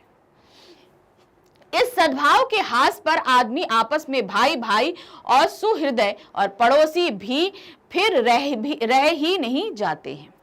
भाई जब कपट बढ़ेगा तो जाहिर सी बात है, चाहे मित्र हो चाहे पड़ोसी हो, वो आपस में सौहार्द से नहीं रह पाएंगे और आपस में एक कोरे ग्राहक और बेचक की तरह व्यवहार करते हैं, मानो दोनों एक दूसरे को ठगने की घात में हो। एक की हानि से दूसरे को अपना लाभ दिखता है और यह बाजार का बल्कि इतिहास का सत्य का माना जाता है। ऐसे बाजार को बीच में लेकर लोगों में आवश्यकताओं का आदान प्रदान नहीं होता, बल्कि शोषण होने लगता है। तब कपट सफल होता है, निष्कपट शिकार होता है। ऐसे बाजार मानवता के लिए विडंबना है और जो ऐसे बाजार का पोषण करता है, जो उसका शास्त्र बना हुआ है, वह अर्थशास्त्र सरासर औंधा है, वह मायावी शास्त्र है, वह अर्थशास्त्र अनीति शास्त्र है। तो यहां पर हमने ये गद्यांश पढ़ा। अब इसी गद्यांश पे आधारित हम प्रश्न को देखते हैं। क्या है, बाजार की सार्थकता कौन देता है? बाजार को सही माने में सार्थकता कौन देता है? जो बाजार से जरूरत की चीजें खरीदते हैं, जो बाजार से सभी चीजें खरीदते हैं, जो बाजार में बिक्री बढ़ाते हैं, जो परचेजिंग पावर का गर्व करते हैं। तो सही क्या है, जो बाजार से जरूरत की चीजें खरीदते हैं, सही मायने में बाजार को सार्थकता वही लोग देते हैं।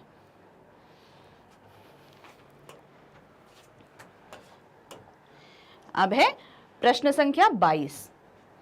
बाजार को परचेजिंग पावर वाले लोगों की क्या देन है? जो परचेजिंग पावर के लोग हैं वो बाजार को क्या देते हैं?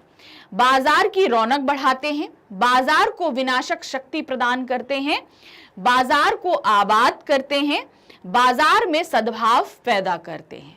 तो सही इसका आंसर क्या है? बाजार को परचेजिंग पावर वाले लोग बाजार की विनाशक शक्ति प्रदान करते हैं, बाजार को विनाशक बना देते हैं। अब है क्वेश्चन नंबर 23। बाजारवाद परस्पर सद्भाव में हास कैसे लाता है? सद्भाव में हास कैसे लाता है? जब बाजार में रौनकता होती है, जब व्यापार प्रेम में होता है, जब व्यापार में कपट आ जाता है, जब व्यापार बढ़ रहा होता है। तो क्या होता है? बाजार में परस्पर सद्भाव का हास तब होता है जब बाजार में कपट आ जाता है। मतलब जब हम एक दूसरे को ठगने, बस किसी तरीके से अपना सामान बेच देना चाहते हैं, किसको बेच रहे हैं, क्या झूठ बोलकर बेच रहे हैं, इससे मतलब नहीं, बस हम अपना सामान बेचना चाहते हैं, हमारा मन बस उसी में लगा है। अब है क्वेश्चन नंबर 24 है, किस प्रकार के लोग बाजार का बाजारूपन बढ़ाते हैं?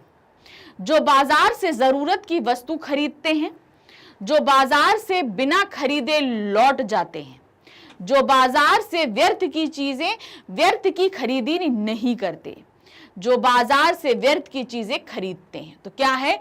बाजारूपन वो लोग बढ़ाते हैं जो बाजार से व्यर्थ की चीजें खरीदते हैं, जो जरूरत नहीं है वो भी खरीद लिए, तब बाजार का बाजारूपन बढ़ जाता है। क्वेश्चन नंबर है 25। अर्थशास्त्र को कहा गया है, अर्थशास्त्र को यहां पर कौन सा शास्त्र कहा गया है? अनीति शास्त्र, मायावी शास्त्र, का और खा दोनों सही है, और शोषण शास्त्र। अगर आप गद्यांश में देखेंगे तो अर्थशास्त्र को अनीति शास्त्र और मायावी शास्त्र कहा गया है, यानी कि का और खा दोनों ही यहां पर सही हैं। अब है क्वेश्चन नंबर 26 से हमारे बहुविकल्पीय। अभी तक हमने गद्यांश पे आधारित जो प्रश्न थे अब यहां पर हमारे खत्म हो गए। अब पूरे पाठ पर आधारित बहुविकल्पीय प्रश्नों को हम देखेंगे। बाजार दर्शन पाठ में लेखक ने भगत जी का उदाहरण दिया है। भगत जी जैसे व्यक्ति के जीवन से हम क्या प्रेरणा प्राप्त कर सकते हैं? भगत जी का उदाहरण हमने पाठ में पढ़ा था कि वो किस तरीके से 6 आने का ही सामान प्रतिदिन बेचते थे, चूरन बेचते थे तो वो हमने पढ़ा हुआ है। तो उनसे हमें क्या प्रेरणा प्राप्त होती है? बाजार से खाली हाथ वापस लौट सकते हैं, बाजार के बाजारूपन का प्रभाव शून्य होगा। आत्म संयम की प्रेरणा मिलती है। बाजार का नकारात्मक प्रभाव बेअसर हो जाता है। तो भगत जी से हमें प्रेरणा मिलती है, बाजार का नकारात्मक प्रभाव बेअसर रहेगा, हमें यही प्रेरणा मिलती है। अब है क्वेश्चन नंबर 27। क्या दिया है? वर्तमान फैशन के दौर में मॉल संस्कृति लोगों को अपनी ओर आकर्षित करती है। आप परचेजिंग पावर के साथ मॉल का कैसा उपयोग करना चाहेंगे? मॉल मतलब शॉपिंग मॉल्स जो आजकल बने हैं, उसी के ऊपर ये पूछा गया है। क्या है? फैशन का की अधिकांश वस्तुएं खरीदेंगे हम वहां से, वर्तमान समय के अनुरूप खरीदारी करेंगे, जो प्रेजेंट टाइम है उसके हिसाब से हम खरीदेंगे, जरूरत के अनुसार खरीदारी करेंगे, मतलब जो हमें जरूरत है हम सिर्फ उतना ही खरीदेंगे। मॉल बार बार नहीं जा सकते, इसलिए पूरा उपयोग करेंगे। हम बार बार मॉल नहीं जा सकते, तो हम एक बार जाएंगे तो हम सब कुछ अच्छे से उठा लाएंगे, पूरा उपयोग करेंगे। तो यहाँ पर सही जवाब हमारा होगा कि जरूरत के अनुसार ही हम खरीदी करेंगे, मतलब हमें जो जरूरत है हम सिर्फ उतना ही खरीदेंगे। अब है क्वेश्चन नंबर 28। बाजार दर्शन पाठ के लेखक कौन है? ये जो पाठ हम पढ़ रहे हैं इसके लेखक कौन है? जैनेन्द्र कुमार, प्रेमचंद, हरिशंकर परसाई या महादेवी वर्मा? तो ये जो पाठ हम पढ़ रहे हैं बाजार दर्शन, इसके लेखक हैं हमारे जैनेन्द्र कुमार जी। अब है क्वेश्चन नंबर 29। 29 क्या है? यह पाठ गद्य लेखन की कौन सी विधा में लिखा गया है? ये जो पाठ हम पढ़ रहे हैं ये कौन सी विधा में लिखा गया है? कहानी, निबंध, उपन्यास या एकांकी? ये जो हमने पाठ पढ़ा ये है निबंध विधा में लिखा गया है कि बाजार क्या होता है, कैसा होता है, इसकी क्या फायदे होते हैं, क्या नुकसान होती है, इसकी सार्थकता क्या है, इसकी कृतज्ञता क्या है, सभी कुछ हमने इसके अंदर पाठ में पढ़ा है। अब है प्रश्न संख्या 30। 30 में क्या है? लेखक के मित्र ने खरीदारी का श्रेय किसे दिया है? लेखक के मित्र जो गए थे वो खूब थैले भर के लेकर आ जाते हैं, तो भाई पूछते हैं लेखक कि ये क्या है, तो उसका श्रेय उन्होंने किसको दिया? किसने खरीदा इतना सारा सामान? स्वयं को देते हैं, अपनी पत्नी को देते हैं, मित्र को देते हैं, या इनमें से कोई नहीं? तो ये बताते हैं किसके? इतनी सारी जो खरीदारी करी इसका श्रेय उनके मित्र अपनी पत्नी को देते हैं कि हमारी श्रीमती जी ने जो है ये सारी खरीदारी करी है। अब है क्वेश्चन नंबर 31। 31 में क्या दिया गया है? लेखक ने किसे पावर कहा है? पावर किसको बोला गया है? बाजार को, मित्र को, पैसे को या पत्नी को? तो पावर क्या है, किस में होती है सबसे ज्यादा पावर? पैसे में होती है। लेखक ने भी पाठ में हमको यही बताया है कि पैसे को ही सबसे बड़ी पावर माना गया है। खासतौर से बाजार के लिए तो पैसा ही पावर है। फिर है प्रश्न संख्या 32। बाजार को शैतान का जाल किसने कहा है? शैतान का जाल कौन बोल रहा है? मित्र ने, पत्नी ने, लेखक ने, या इनमें से कोई नहीं? तो जाहिर सी बात है हमारे लेखक जी ने बोला है, पाठ में ये चीज लिखी है कि बाजार क्या है? शैतान का जाल है। अब है प्रश्न संख्या 33। 33 क्या दिया गया है? पाठ में लेखक ने के कितने मित्रों का जिक्र हुआ है? कितने मित्र का? एक मित्र तो जो गए थे बहुत सारा सामान खरीद लाए, दूसरे मित्र जो कुछ खरीद कर ही नहीं आते हैं और सब कुछ छोड़ आते हैं। क्यों? क्योंकि वो कोई भी चीज छोड़ना नहीं चाहते थे, इसलिए उन्होंने कुछ भी खरीदा, और सारा वो खरीद नहीं सकते थे और कुछ छोड़ना नहीं चाहते थे, इसलिए उन्होंने कुछ लिया ही नहीं। तो इस तरीके से दो मित्रों की बात पाठ में हुई थी।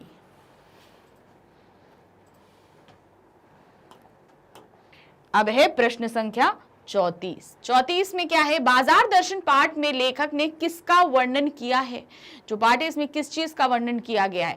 उपभोक्तावाद का, सांप्रदायिकता का, बाजार के जादुई प्रभाव का, या उत्पादों का? तो किसका दिया है? बाजार के जादुई प्रभाव का इस पाठ में जिक्र किया गया है, जिक्र या वर्णन किया गया है। अब है प्रश्न संख्या 35। बाजार का जादू का प्रभाव पाठ में किस पात्र पर नहीं पड़ता? कई पात्रों के, कई चीजों के बारे में उल्लेख किया पाठ में लेखक ने। कौन सा ऐसा पात्र था जिसपे बिल्कुल भी बाजार का प्रभाव नहीं पड़ता था? लेखक का, पत्नी का, भगत जी का, या शर्मा जी का? तो भगत जी जो थे उन पर बाजार का किसी भी तरह का प्रभाव नहीं पड़ता था। उनके पास भले जितना चूरन हो कुछ मतलब नहीं, वो 6 आने का चूरन बेचते, उसके बाद जितना बचता वो फ्री में बांट देते, इससे ज्यादा की वो कमाई नहीं करते। और एक बार जब वो बाजार गए तो उनका ध्यान सिर्फ कहाँ था, परचून की दुकान पे। अपने मतलब का सामान लिया और वापस चले आए। वो भी उनका बाजार में चाहे जितनी चीजें फैली हो, उनका किसी से कोई मतलब नहीं था।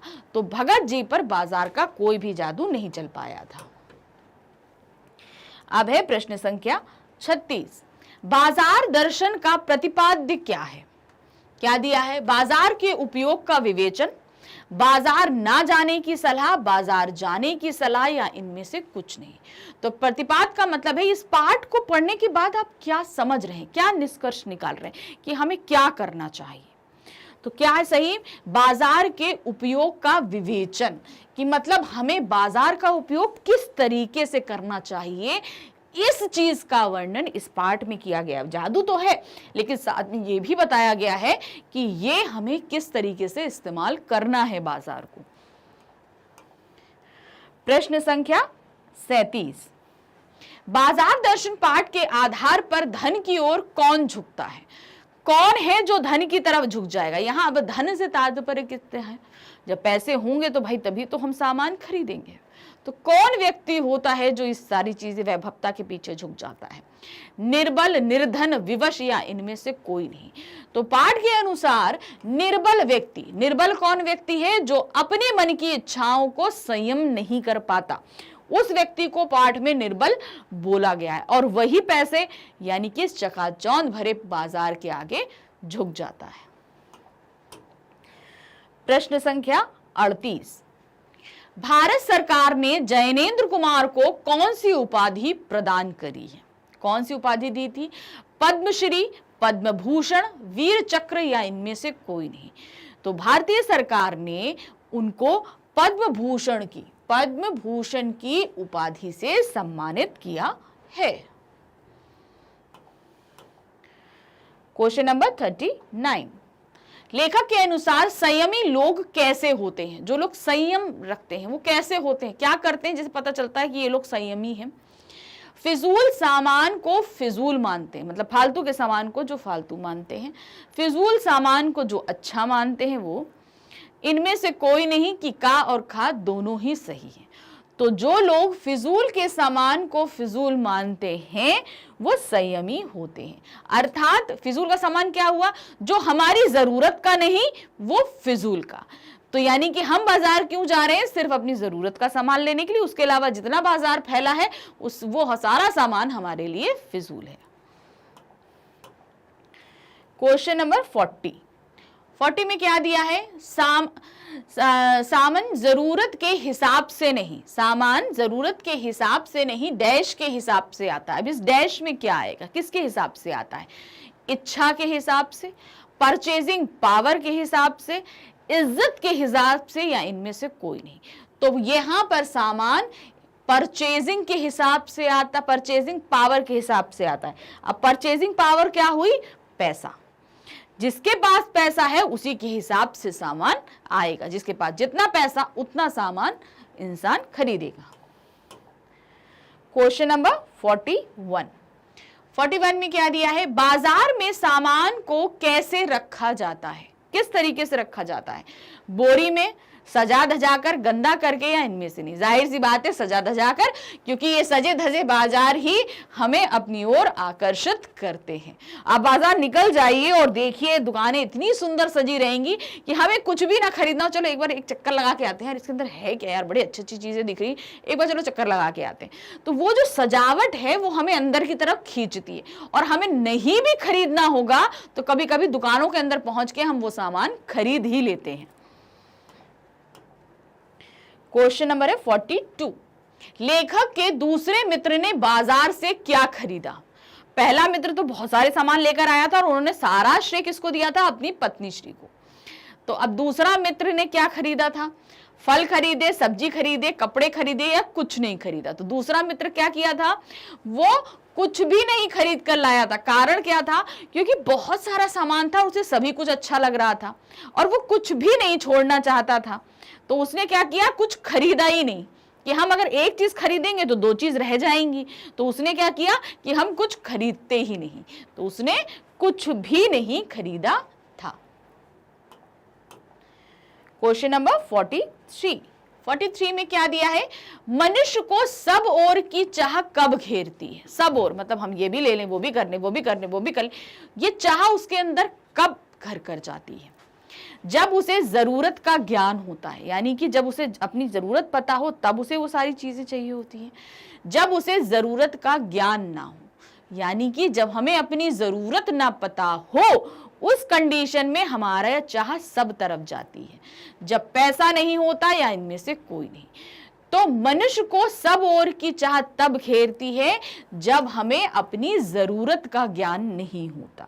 यानी कि हम अपना मन खाली करके बाजार जा रहे हैं, हमने अपनी जरूरत डिसाइड नहीं करी, और उस समय क्या होगा, हमारा मन चारों तरफ जाएगा कि हम ये भी ले लें, वो भी ले लें, वो भी ले लें, उस कंडीशन में।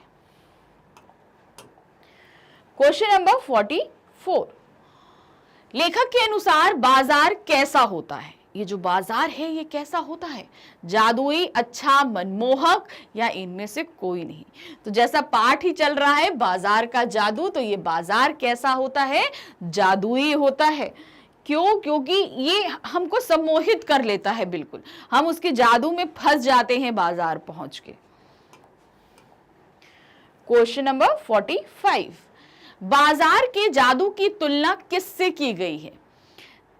आप जब पाठ पढ़ेंगे, जो हमने पहला गद्यांश पढ़ा था तो याद होगा, उसमें भी ये बात थी, किससे की, जादूगर से की गई थी, चुंबक से की गई थी, चमत्कार से की गई थी, इनमें से किसी ने। तो बाजार के जादू की तुलना की गई थी, चुंबक से की गई थी। जिस प्रकार से चुंबक लोहे पे कार्य करता है, उसी तरह बाजार का जादू खाली मन और भरी जेब पर करता है। जब जेब हमारी भरी हो और मन खाली हो, उस कंडीशन में ये बाजार का जादू चुंबक की तरह कार्य करता है।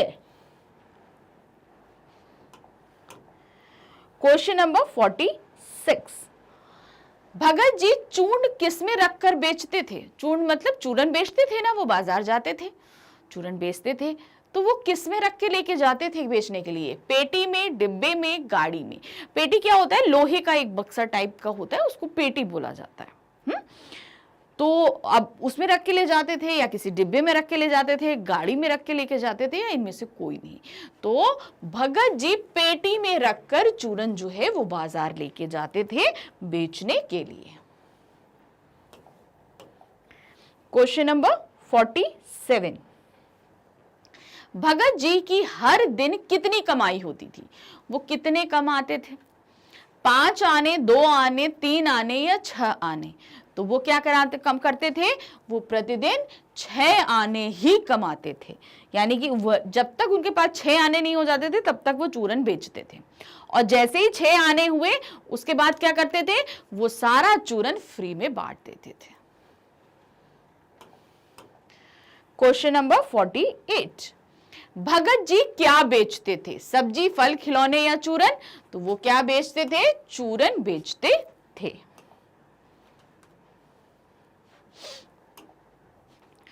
क्वेश्चन नंबर 49, सलज्ज का क्या अर्थ है। सलज्ज का क्या अर्थ है, शर्म से, शान से, गर्व से, निडरता से। सो सलज्ज का मतलब होता है शर्म से।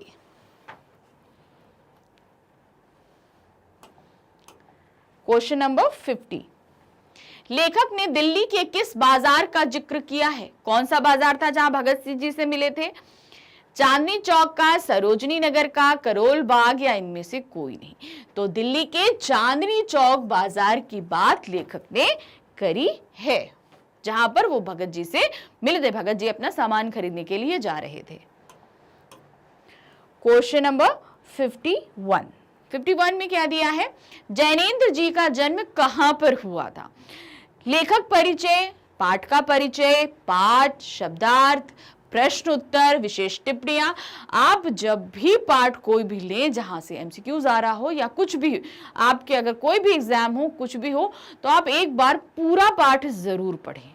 क्योंकि जब आप एक बार पढ़ लेंगे तो आपके लिए पढ़ना बहुत आसान होगा। जैसे अब ये देखिए, ये क्वेश्चन हमारा जो आ रहा है ये लेखक के परिचय से आ रहा है, लेखक परिचय जो होता है उसमें। तो इस तरीके से जब तक आप वो नहीं पढ़ेंगे तो क्वेश्चन तो कहीं से भी बन सकते हैं, कहीं से भी पूछे जा सकते हैं। भाई एमसीक्यूज हैं, लघु भी होगा, अति लघु होगा, कहीं से भी क्वेश्चंस बनाए जा सकते हैं। तो इसलिए जब भी आप पढ़ें पूरा पढ़ने की कोशिश करिए। तो अब यहां पर क्या दिया है, ज्ञानेंद्र कुमार जी का जन्म कहां पर हुआ था? उनका जन्म हुआ था अलीगढ़ में हुआ था। अब है क्वेश्चन नंबर 52। 52 में क्या दिया है? परचेजिंग पावर वाले लोग बाजार को क्या देते हैं? परचेजिंग पावर मतलब जिनके पास खरीदने के लिए बहुत अधिक पैसा हो, वो बाजार को क्या दे रहे हैं? जादुई ताकत, शैतानी शक्ति, भक्ति या इनमें से कोई नहीं। तो जिनके पास परचेजिंग पावर है वो बाजार को शैतानी शक्ति देते हैं कि और वो शैतान बनता चला जाता है लोगों को लुभाने के लिए। Question number 53। 53 क्या है? असंतोष, तृष्णा और ईर्ष्या मनुष्य को क्या बना देती है? संयमी, संतोषी, बहादुर या बेकार? ये सभी जो है असंतोष, तृष्णा, ईर्ष्या, ये मनुष्य को क्या बनाती है? बेकार बनाती है। क्यों? क्योंकि मनुष्य के अंदर सभी सद्गुणों का नाश हो जाता है। Question number 54। ऊंचे बाजार का आमंत्रण कैसे होता है? जो ऊंचे बड़े बड़े बाजार होते हैं ये अपनी तरफ कैसे आमंत्रित करते हैं?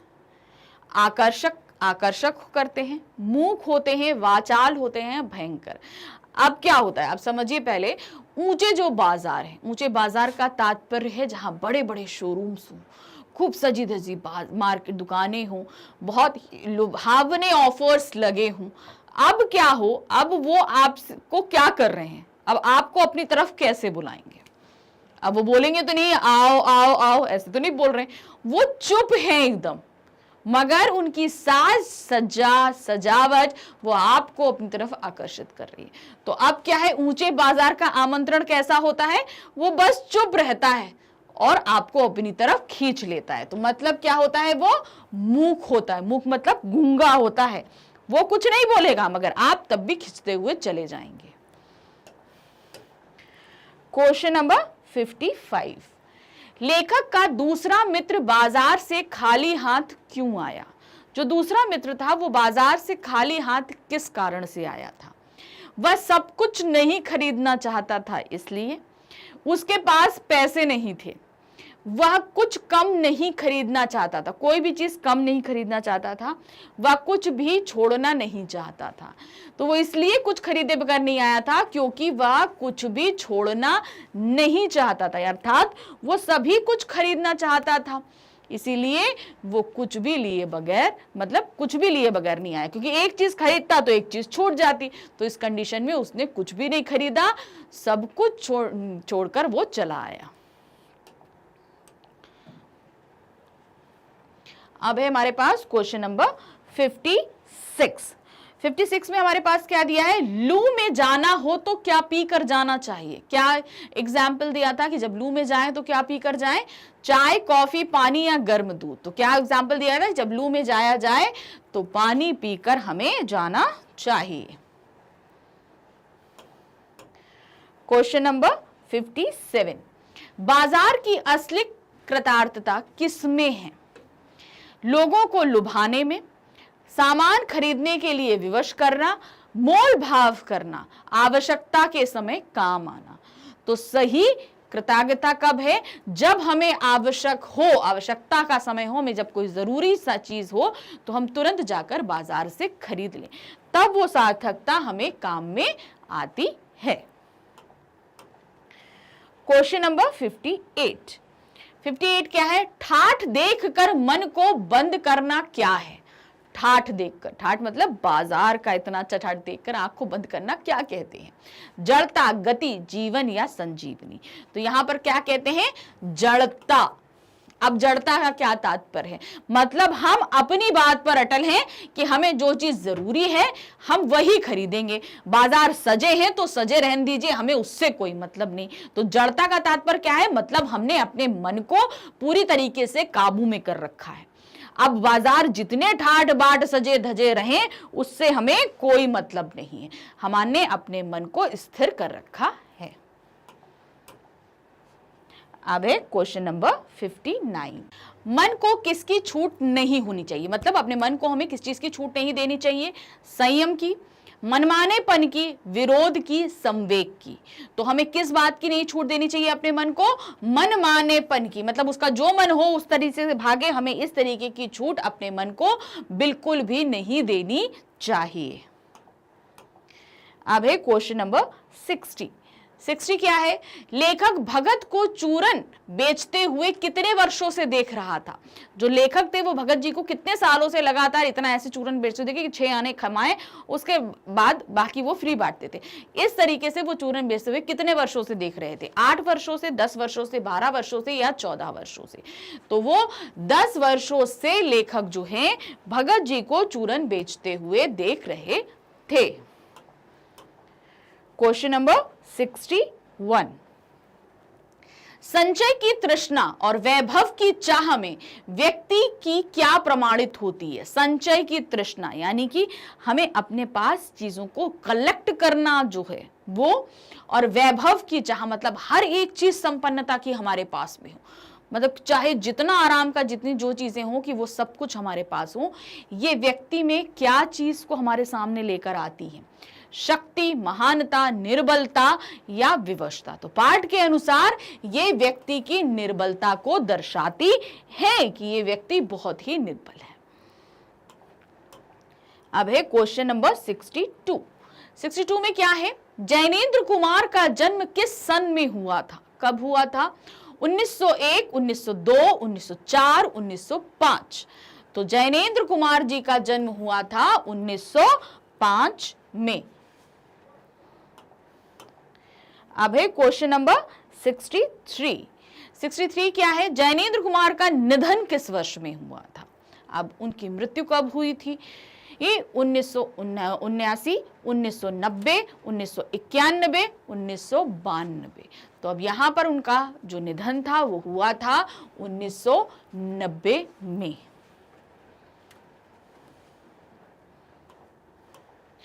Question number 64। जैनेन्द्र कुमार पर किस वाद का प्रभाव था? कौन से वाद का उन्हें बहुत ज्यादा असर पड़ा था? गांधीवाद, साम्यवाद, रोमांसवाद या रोमांचवाद? तो उनके ऊपर सबसे ज्यादा असर था गांधीवाद का, मतलब गांधी जी के जो विचार थी, जो उनकी सोच थी, इस बात का प्रभाव जैनेन्द्र कुमार जी के ऊपर बहुत अधिक था। Question number 65। 65 क्या है? जो लोग बाजारूपन बढ़ाते हैं वे साथ ही साथ अन्य किस दोष को बढ़ाते हैं? बाजार का बाजारूपन तो बढ़ा रहे हैं अपने परचेजिंग पावर के थ्रू, लेकिन साथ ही साथ वे एक और जो है चीज को बढ़ा रहे हैं जो सही नहीं है। वो क्या है? महंगाई बढ़ाते हैं, छल बढ़ाते हैं, कपट बढ़ाते हैं कि ईर्ष्या बढ़ाते हैं? तो वो लोग क्या बढ़ाते हैं? बाजार में कपट को बढ़ाते हैं। भाई पैसा हम दे रहे हैं, जिन लोगों के पास पैसा बहुत होता है मोल भाव नहीं करते, जितना बोला गया उतना पैसा फेंक के उन्होंने सामान खरीदा। अब क्या हुआ? जो बेचने वाला व्यक्ति है उसके मन में कपट आया कि भाई ये तो हमारे मुंह मांगे पैसे पर देके गए, तो इस चीज का दाम अभी हमने 100 रखा है, चलो दूसरा व्यक्ति आएगा उसके लिए हम 150 कर देंगे। तो अब क्या हुआ? जो दुकानदार है उसके मन में कपट भर रहा है धीरे धीरे, और जिनके पास परचेजिंग पावर है वो 100 की, 150 की, 200 की, जितनी भाई उनके पास तो पैसा है वो फेंक के ले रहे हैं। लेकिन जो व्यक्ति निर्धन है, जिसके पास कम पैसा है, जरूरत के अनुसार है, उसके लिए तो ये सारी चीजें नुकसान होंगी। तो क्या हुआ? इस तरीके से क्या बढ़ रहा है? बाजारूपन के साथ साथ कपट बढ़ता है बाजार के अंदर। अब है क्वेश्चन नंबर 66। 66 में क्या दिया गया है? लेखक ने बाजार के जादू को किस प्रकार का जादू कहा है? ये जो बाजार का जादू है ये किस प्रकार का जादू है? शक्ति का जादू है, रूप का जादू है, धन का जादू है या लाभ का जादू है? तो यहां पर लेखक ने क्या बोला है, जो ये बाजार का जादू है वो है रूप का जादू, यानी कि वहां पर हर चीज बहुत ही सुंदर तरीके से सजा कर रखी गई है, रूप सुंदरता तरीके से, इसीलिए ये जादू लोगों को अपनी तरफ खींचता है।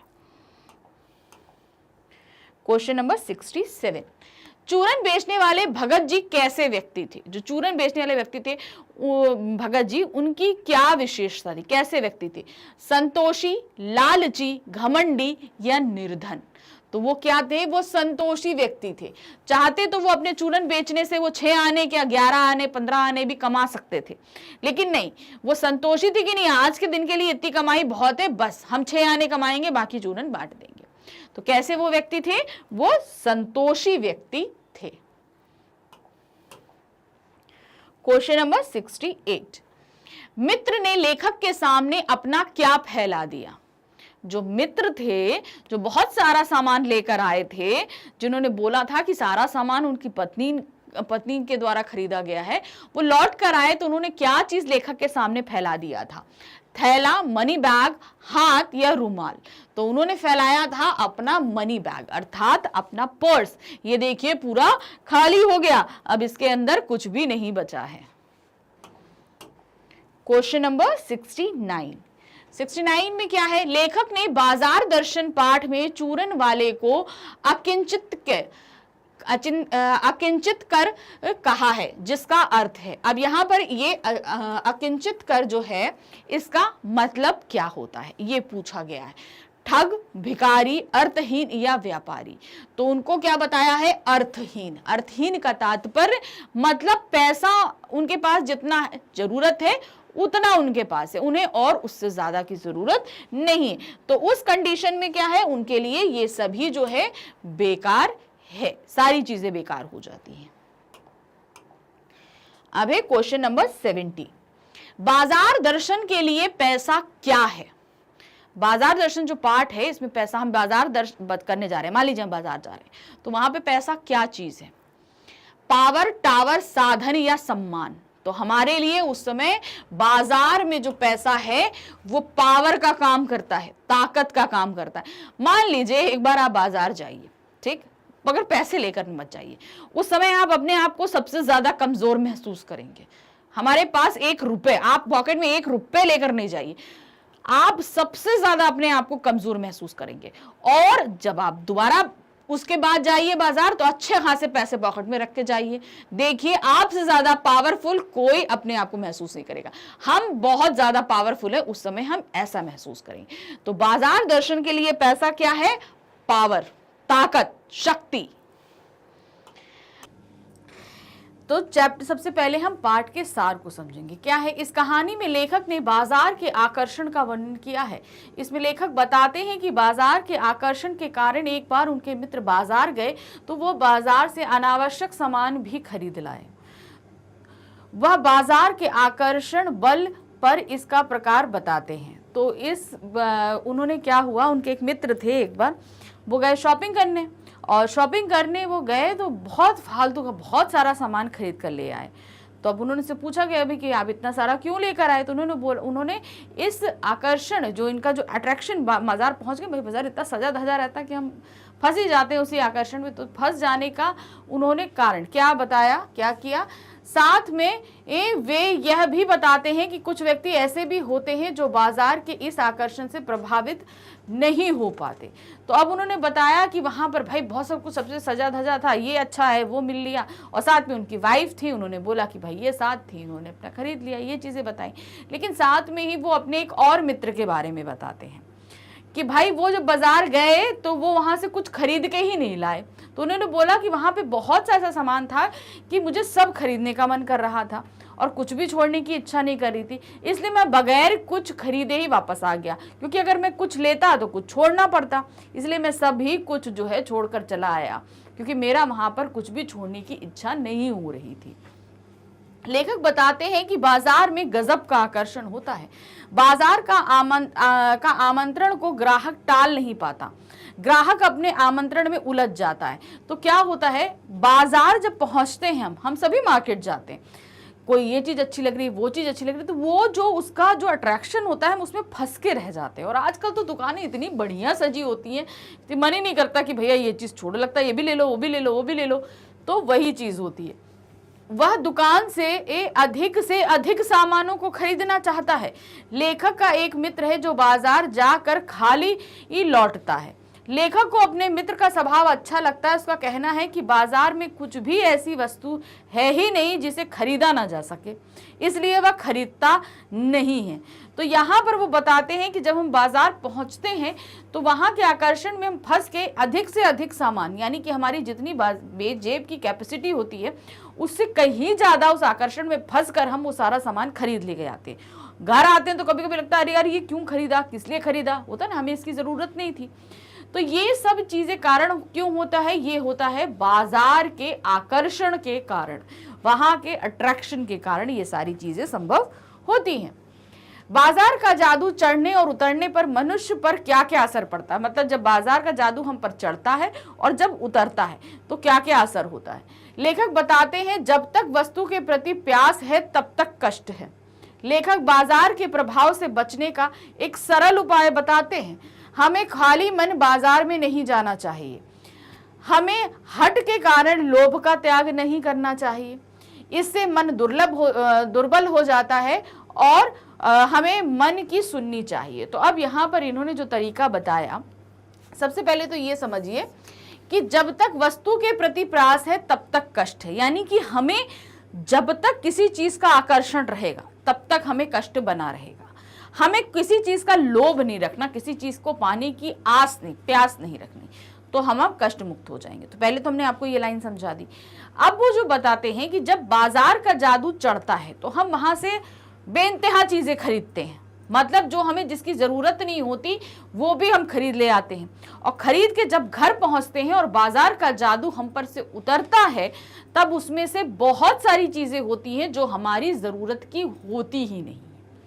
अब इस आकर्षण से बचने का वो कारण भी बताते हैं कि जब भी आप बाजार जाइए, जब भी आप बाजार जा रहे हैं, आप अपने मन को कभी भी खाली करके मत जाइए। कहने का मतलब जब भी खाली, मन खाली कैसे करने का, आप लिटरली ना मन को निकाल के खाली कर देंगे। कहने का तात्पर्य यहाँ पर ये है कि जब भी आप बाजार जाएं, एक लिस्ट आप सोच के जाओ, आपको ये खरीदना है, ये खरीदना है, ये खरीदना है, ये खरीदना है। तो जब आपने अपनी एक लिस्ट तैयार कर ली कि आपको इतना सब खरीदना है, तो आप उस लिस्ट में ही उलझे रह जाओगे, बाजार के आकर्षण में फंस ही नहीं पाओगे।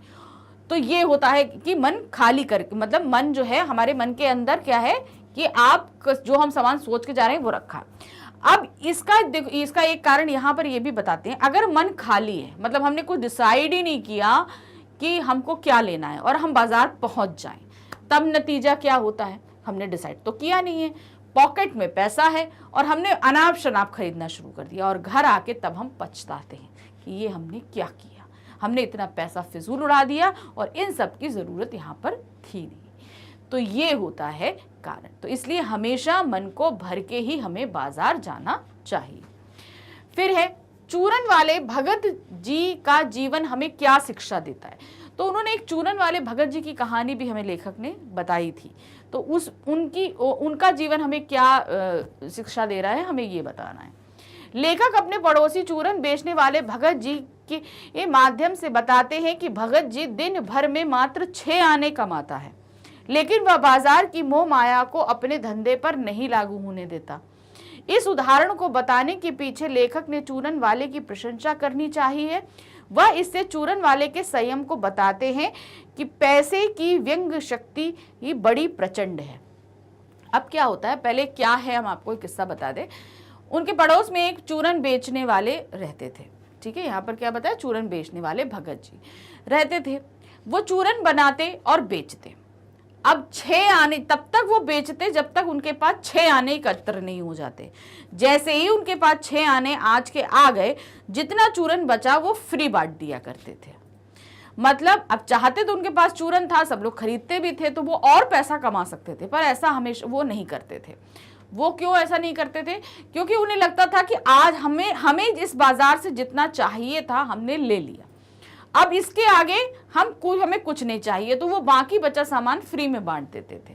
तो यहाँ पर उनका यहाँ इनका एग्जाम्पल देने का जो तात्पर्य था लेखक का वो एक था, एक तो वो भगत जी के बारे में प्रशंसा करना चाहते थे और दूसरा वो बताना चाहते थे कि वो बाजार के ऊपर एक तरीके से व्यंग कर रहे थे। बाजार क्या है? बेइंतहा कमाने के लिए, उसकी कोई लिमिट नहीं है, आप जितना चाहे वहां पर लुटा दीजिए और वहां जो जितने भी वहां पर दुकानदार होंगे आपको लूटते चले जाएंगे, वो आपको रोकेंगे नहीं। लेकिन यहाँ उसके जस्ट पलट था।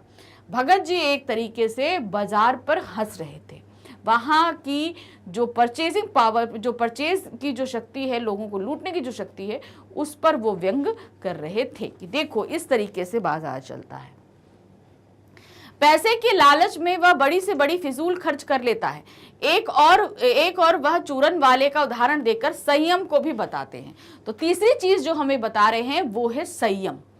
भाई हम दुकानदार के लिए संयम, हम चाहते, अगर वो चाहते तो वो और ज्यादा पैसा कमा सकते थे, ज्यादा चूरन बनाते और ज्यादा बेचते, जो बचा हुआ है उसको भी बेचकर, जरूरी नहीं 6 आने के 10 आने भी कमा सकते थे, लेकिन वो ऐसा नहीं करते हैं।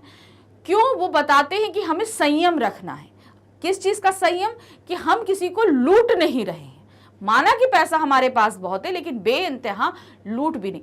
अगर खरीदार ग्राहक को संयम रखना है तो दुकानदार को भी संयमी होना चाहिए। अब इस पूरे पाठ का निष्कर्ष क्या निकलता है? बाजार की आकर्षण शक्ति बहुत ज्यादा है। लेखक बताते हैं कि चूरन वाला बाजार में रहकर पैसे को खर्च नहीं करता, वह बाजार के आकर्षण से प्रभावित नहीं होता, संयम रखता है। इस प्रकार लेखक हम बाजार के मोह माया के बारे में बताते हैं। तो पूरा निष्कर्ष यहाँ पर निकला, उन्होंने अपने दोस्तों के बारे में, चूरन वाले के बारे में हमें कई उदाहरणों के द्वारा चीजें समझाने की कोशिश करी है कि बाजार का मोह क्या होता है और संयम से हम उसे किस तरीके से बाजार के मोह से बच सकते हैं, क्योंकि बाजार तो हमें लुभाएगा ही। आजकल की मॉल सभ्यता तो हमें और बहुत ज्यादा मोहित करती है। तो बाजार का काम है हमको आकर्षित करना, अपनी तरफ खींचना, लेकिन हमारे अंदर संयम होना जरूरी है और संयम के भी लेखक ने इस पाठ में कई तरीके बताए। तो ये हमारा पाठ था, हमने यहां समझ लिया। अब हम आगे बढ़ते हैं इस पाठ के कुछ प्रश्नों पर। प्रश्न संख्या 1 है, बाजार दर्शन से क्या अभिप्राय है? यहाँ पर बाजार दर्शन से क्या अभिप्राय दिया जा रहा है, इसका क्या मतलब हमको समझाया जा रहा है? बाजार दर्शन से लेखक का अभिप्राय है बाजार में दर्शन करवाना, अर्थात बाजार के बारे में बताना कि कौन कौन सी चीजें मिलती हैं, कि वस्तुओं की बिक्री ज्यादा होती है, ये बाजार किस तरह आकर्षित करता है, लोग क्यों बाजार से ही आकर्षित होते हैं। तो बाजार दर्शन से यहाँ पर लेखक का तात्पर्य है बाजार के दर्शन कराना, अर्थात बाजार में ऐसा क्या क्या होता है जो हमें अपनी तरफ आकर्षित करता है, हम उसके आकर्षण से कैसे बच सकते हैं, बाजार में सामान किस तरीके से बेचा जाता है, होता है ना कि बहुत तरीके से सजा धजा के बेचा जाता है। तो इस तरीके से हमें बाजार के बारे में पूरी तरीके से इंफॉर्मेशन देने का काम इस पाठ के जरिए हमें लेखक ने किया है कि हम बाजार हमें आकर्षित करता है तो हमें संयमित रहना है, क्या करना है, ये सभी कुछ हमें इस पाठ के जरिए लेखक ने बताने का प्रयास किया है। प्रश्न संख्या 2 है, उपभोक्तावादी संस्कृति क्या है? अब एक शब्द इस्तेमाल पाठ में किया गया, उपभोक्तावादी संस्कृति। तो ये क्या होती है? उपभोक्तावादी संस्कृति वास्तव में उपभोक्ताओं का समूह है। उपभोक्ता बाजार से सामान खरीदते हैं, यह वर्ग ही बाजार पैदा करता है। लोग अपने उपभोग की सारी वस्तुएं बाजार से खरीद के उनका उपभोग करते हैं। बाजार का सारा कारोबार इन्हीं पर निर्भर होता है। अब उपभोक्ता कौन होता है? बाजार सजा है, हम उपभोक्ता हैं, यानी कि हम अगर मार्केट जाते हैं कोई चीज खरीदने के लिए तो हम उपभोक्ता हुए। तो हमारा पूरा समूह, यानी कि बाजार में आने वाला, खरीदारी करने वाला हर एक व्यक्ति उपभोक्ता होता है और इस पूरे समूह को, जो पूरा समूह कहलाता है, जो है वो होता है उपभोक्ता। अगर हमें हमारी ज़रूरत की सामग्री चाहिए तो हम कहाँ जाएंगे? हम बाजार जाएंगे। हमें सुई खरीदनी होगी तो भी हम बाजार जाएंगे, हमें कार खरीदनी होगी तो भी हम बाजार जाएंगे, कपड़ा खरीदना है तो हम बाजार जाएंगे, रुमाल खरीदना है तो हम बाजार जाएंगे। तो हमें कुछ भी खरीदना है तो हम बाजार जाएंगे। तो ये क्या कहलाता है? सामान खरीदना और उपभोग करना। तो ये क्या कहलाता है? उपभोग करना मतलब इस्तेमाल करना। तो ये सभी क्या कहलाता है? उपभोक्तावादी संस्कृति। प्रश्न संख्या 3 है, किस तरह का बाजार आदमी को ज्यादा आकर्षित करता है? किस तरह का बाजार आदमी को ज्यादा आकर्षित करता है? लेखक के अनुसार शॉपिंग मॉल व्यक्ति को ज्यादा आकर्षित करता है। उनकी सजावट देखकर व्यक्ति उनसे बहुत प्रभावित होता है, वह उनके आकर्षण के जाल में फंस जाता है। इसी कारण वह उन चीजों को भी खरीद लेता है जिसकी उसे कोई जरूरत नहीं होती है। वास्तव में शॉपिंग मॉल ऊंचे रेटों पर सामान बेचते हैं। तो आजकल अगर हमें शॉपिंग करने के लिए होगा तो हम कहेंगे मॉल चलो, मॉल में खरीदते हैं। क्यों हम मॉल पसंद करते हैं? मॉल में हमें सुविधाएं दी जाती हैं। ठीक है, मार्केट हम जाएंगे, हमें गर्मी लगेगी, सब कुछ होगा, परेशान है, धूप है। मॉल में आराम से एसी में टहल के हम खरीदारी कर रहे हैं, हमें सुविधाएं प्रदान हो रही हैं। दुकानें बहुत अच्छे से सजी हुई, आकर्षण है, इवन आपको ऑफर्स भी दिखाए जाते हैं, मगर वो ऑफर्स आपके होते नहीं हैं। क्या होता है, वो रेट्स को बढ़ा देते हैं और फिर उन्हें ऑफर्स दे देते हैं। एक्चुअली क्या होता है, मॉल में सामान हमेशा महंगा ही हमको मिलता है, कभी हमको सस्ता नहीं मिलेगा, हमेशा महंगा मिलता है। तो आजकल के लोगों को किस तरह का बाजार ज्यादा आकर्षित करता है? मॉल जो होते हैं वो। प्रश्न संख्या 4 है, बाजार का जादू क्या है? उसके चढ़ने उतरने का मनुष्य पर क्या प्रभाव पड़ता है? बाजार दर्शन पाठ के आधार पर उत्तर दीजिए। तो अब देखिए क्या है, बाजार का जादू क्या है ये बताना है, उसका जादू चढ़ना और उतरना क्या है ये आपको बताना है। ये 3 चीजें आपको बतानी है और वो भी पाठ के आधार पर बतानी है। आप अपने व्यूज नहीं आपको व्यक्त करने हैं, ये आपको पाठ के आधार पर बताना है। बाजार की चमक दमन व उसके आकर्षण में फंसकर व्यक्ति खरीदारी करता है, तो यही बाजार का जादू है। यानी कि हम जब उसके आकर्षण में, अट्रैक्शन में फंस जाते हैं और फंसने के बाद जिनकी हमें जरूरत नहीं होती वो सामान भी हम खरीद लेते हैं, तो वो कहलाता है बाजार का जादू। बाजार का जादू मनुष्य पर तभी चलता है जब उसके पास धन होता है तथा वस्तुएं खरीदने की निर्णय क्षमता नहीं होती। और ये बाजार जादू कब चलता है? जब हमारी पॉकेट भरी हो, मतलब पैसा हो हमारे पास अच्छा खासा, और हम निर्णय करने की शक्ति हमारे पास ना हो कि हमें क्या खरीदना है, क्या नहीं खरीदना, क्या हमारी जरूरत है, क्या नहीं जरूरत है।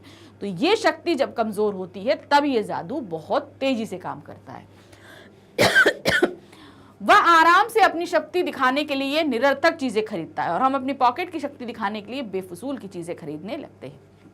जब पैसे खत्म हो जाते हैं तब उसे पता चलता है कि आराम के नाम पर जो गैर जरूरी वस्तुएं उसने खरीदी हैं वे अशांति उत्पन्न करने वाली हैं। वह झल्लाता है परंतु उसका अभिमान उसे तुष्ट करता है। तो कहने का तात्पर्य यहाँ है कि जब वो आकर्षण में फंसकर सामान लेकर घर चला आता है और वो जादू जब उतरता है तब उसे लगता है कि ये सारा सामान तो हम निरर्थक यानी कि बेकार ले आए, और तब वो जल्लाता है, गुस्सा आता है, लेकिन इसका कोई फायदा नहीं होता। तो यहाँ पर ये पार्ट का जो क्विक रिवीजन था हमने खत्म किया। आई होप आपको बहुत अच्छे से समझ में आ गया होगा। इस जो हम हिंदी में जितने भी वन शॉट रिवीजन आपके लिए लेकर आते हैं ये सिर्फ आपके लिए हिंदी में ही नहीं, बाकी आपके क्लास के जितने भी सब्जेक्ट्स हैं सभी में आपके लिए वन शॉट रिवीजन अवेलेबल है। तो ये आपको मिलेंगे कैसे? इसके लिए आपको आना होगा हमारे चैनल magnetsbrain.com पे। जब आप यहाँ पर आएंगे तो आप देखेंगे कि यहाँ पर CBSE इंग्लिश मीडियम दिया हुआ है, इसे आप क्लिक करेंगे। क्लिक करते ही आपके सामने वन शॉट रिवीजन आ जाएंगे, इसे क्लिक करिए। फिर आपके सामने वो सभी क्लासेस आ जाएंगी जिनमें वन शॉट रिवीजन अवेलेबल है। अब आपको करना क्या है कि आपको अपनी क्लास सिलेक्ट करनी है। आपकी क्लास है यहाँ पर 12th, इसे आप वॉच नाउ पे क्लिक करेंगे। क्लिक करते ही आपके सामने क्लास 12th के सभी सब्जेक्ट्स यानी पूरे वन शॉट रिवीजन की प्लेलिस्ट आ जाएगी। आप यहाँ पर देखेंगे कि आपके सभी क्लास के सभी सब्जेक्ट्स हैं। अब जिस भी सब्जेक्ट में आपका एग्जाम होने वाला है आपको क्लिक करना है, जो जो सब चैप्टर्स आ रहे हैं उन्हें सिलेक्ट करना है और वीडियो देखना है। जैसे ही आप सिलेक्ट करेंगे आपका वीडियो स्टार्ट हो जाएगा। इस तरह वीडियो देखिए, अपनी जितनी भी रिवीजन है आप फटाफट कंप्लीट करिए। रिवीजन कंप्लीट हो जाएगा तो एग्जाम भी या टेस्ट भी बहुत अच्छे से हो जाएंगे। लेकिन साथ ही हमारे चैनल को आप सब्सक्राइब भी करिए। इसे करने से ये होगा आगे आने वाले चैनल्स के नोटिफिकेशन आपको बहुत आसानी से मिल जाएंगे और आपको पता चल जाएगा कि कौन से सब्जेक्ट का आगे वीडियो आने वाला है। हमारे चैनल पे हम बहुत प्रयास करते हैं कि आपकी पढ़ाई हम सुगमता से करा सकें, आपको किसी तरह की बाधा महसूस ना हो पढ़ने के लिए। तो इसलिए हमारे चैनल पे हम जितना भी आपके लिए अध्ययन उपयोगी जितना भी आपका मटेरियल होता है वो बहुत ही चुनकर हम लाते हैं ताकि आपको हम अच्छे से अच्छी क्वालिटी का कंटेंट दे सकें और आपकी पढ़ाई बहुत अच्छे से हो सके। तो हमारी कोशिश यहाँ पर बनी रहती है, साथ ही अच्छे टीचर्स आपको पढ़ाते हैं कि आप हर एक चीज़ बारीकी से आपको समझाई जाए, डिटेलिंग से समझाई जाए। कोशिश तरह तरह से हम लोग करते रहते हैं। कभी टेस्ट पेपर है, कभी आपके सैम्पल पेपर्स हैं, कभी क्विक रिविजन्स हैं, कुछ ऐसे तरीके से हम आपसे वीडियो लाते भी रहते हैं ताकि आप अच्छे से अपनी पढ़ाई करें और अच्छे से एग्जाम दें। इसलिए हमारे साथ बने रहिए। हमारे चैनल को लाइक, सब्सक्राइब, शेयर ज़रूर कीजिएगा। Thank you for watching. Bye bye.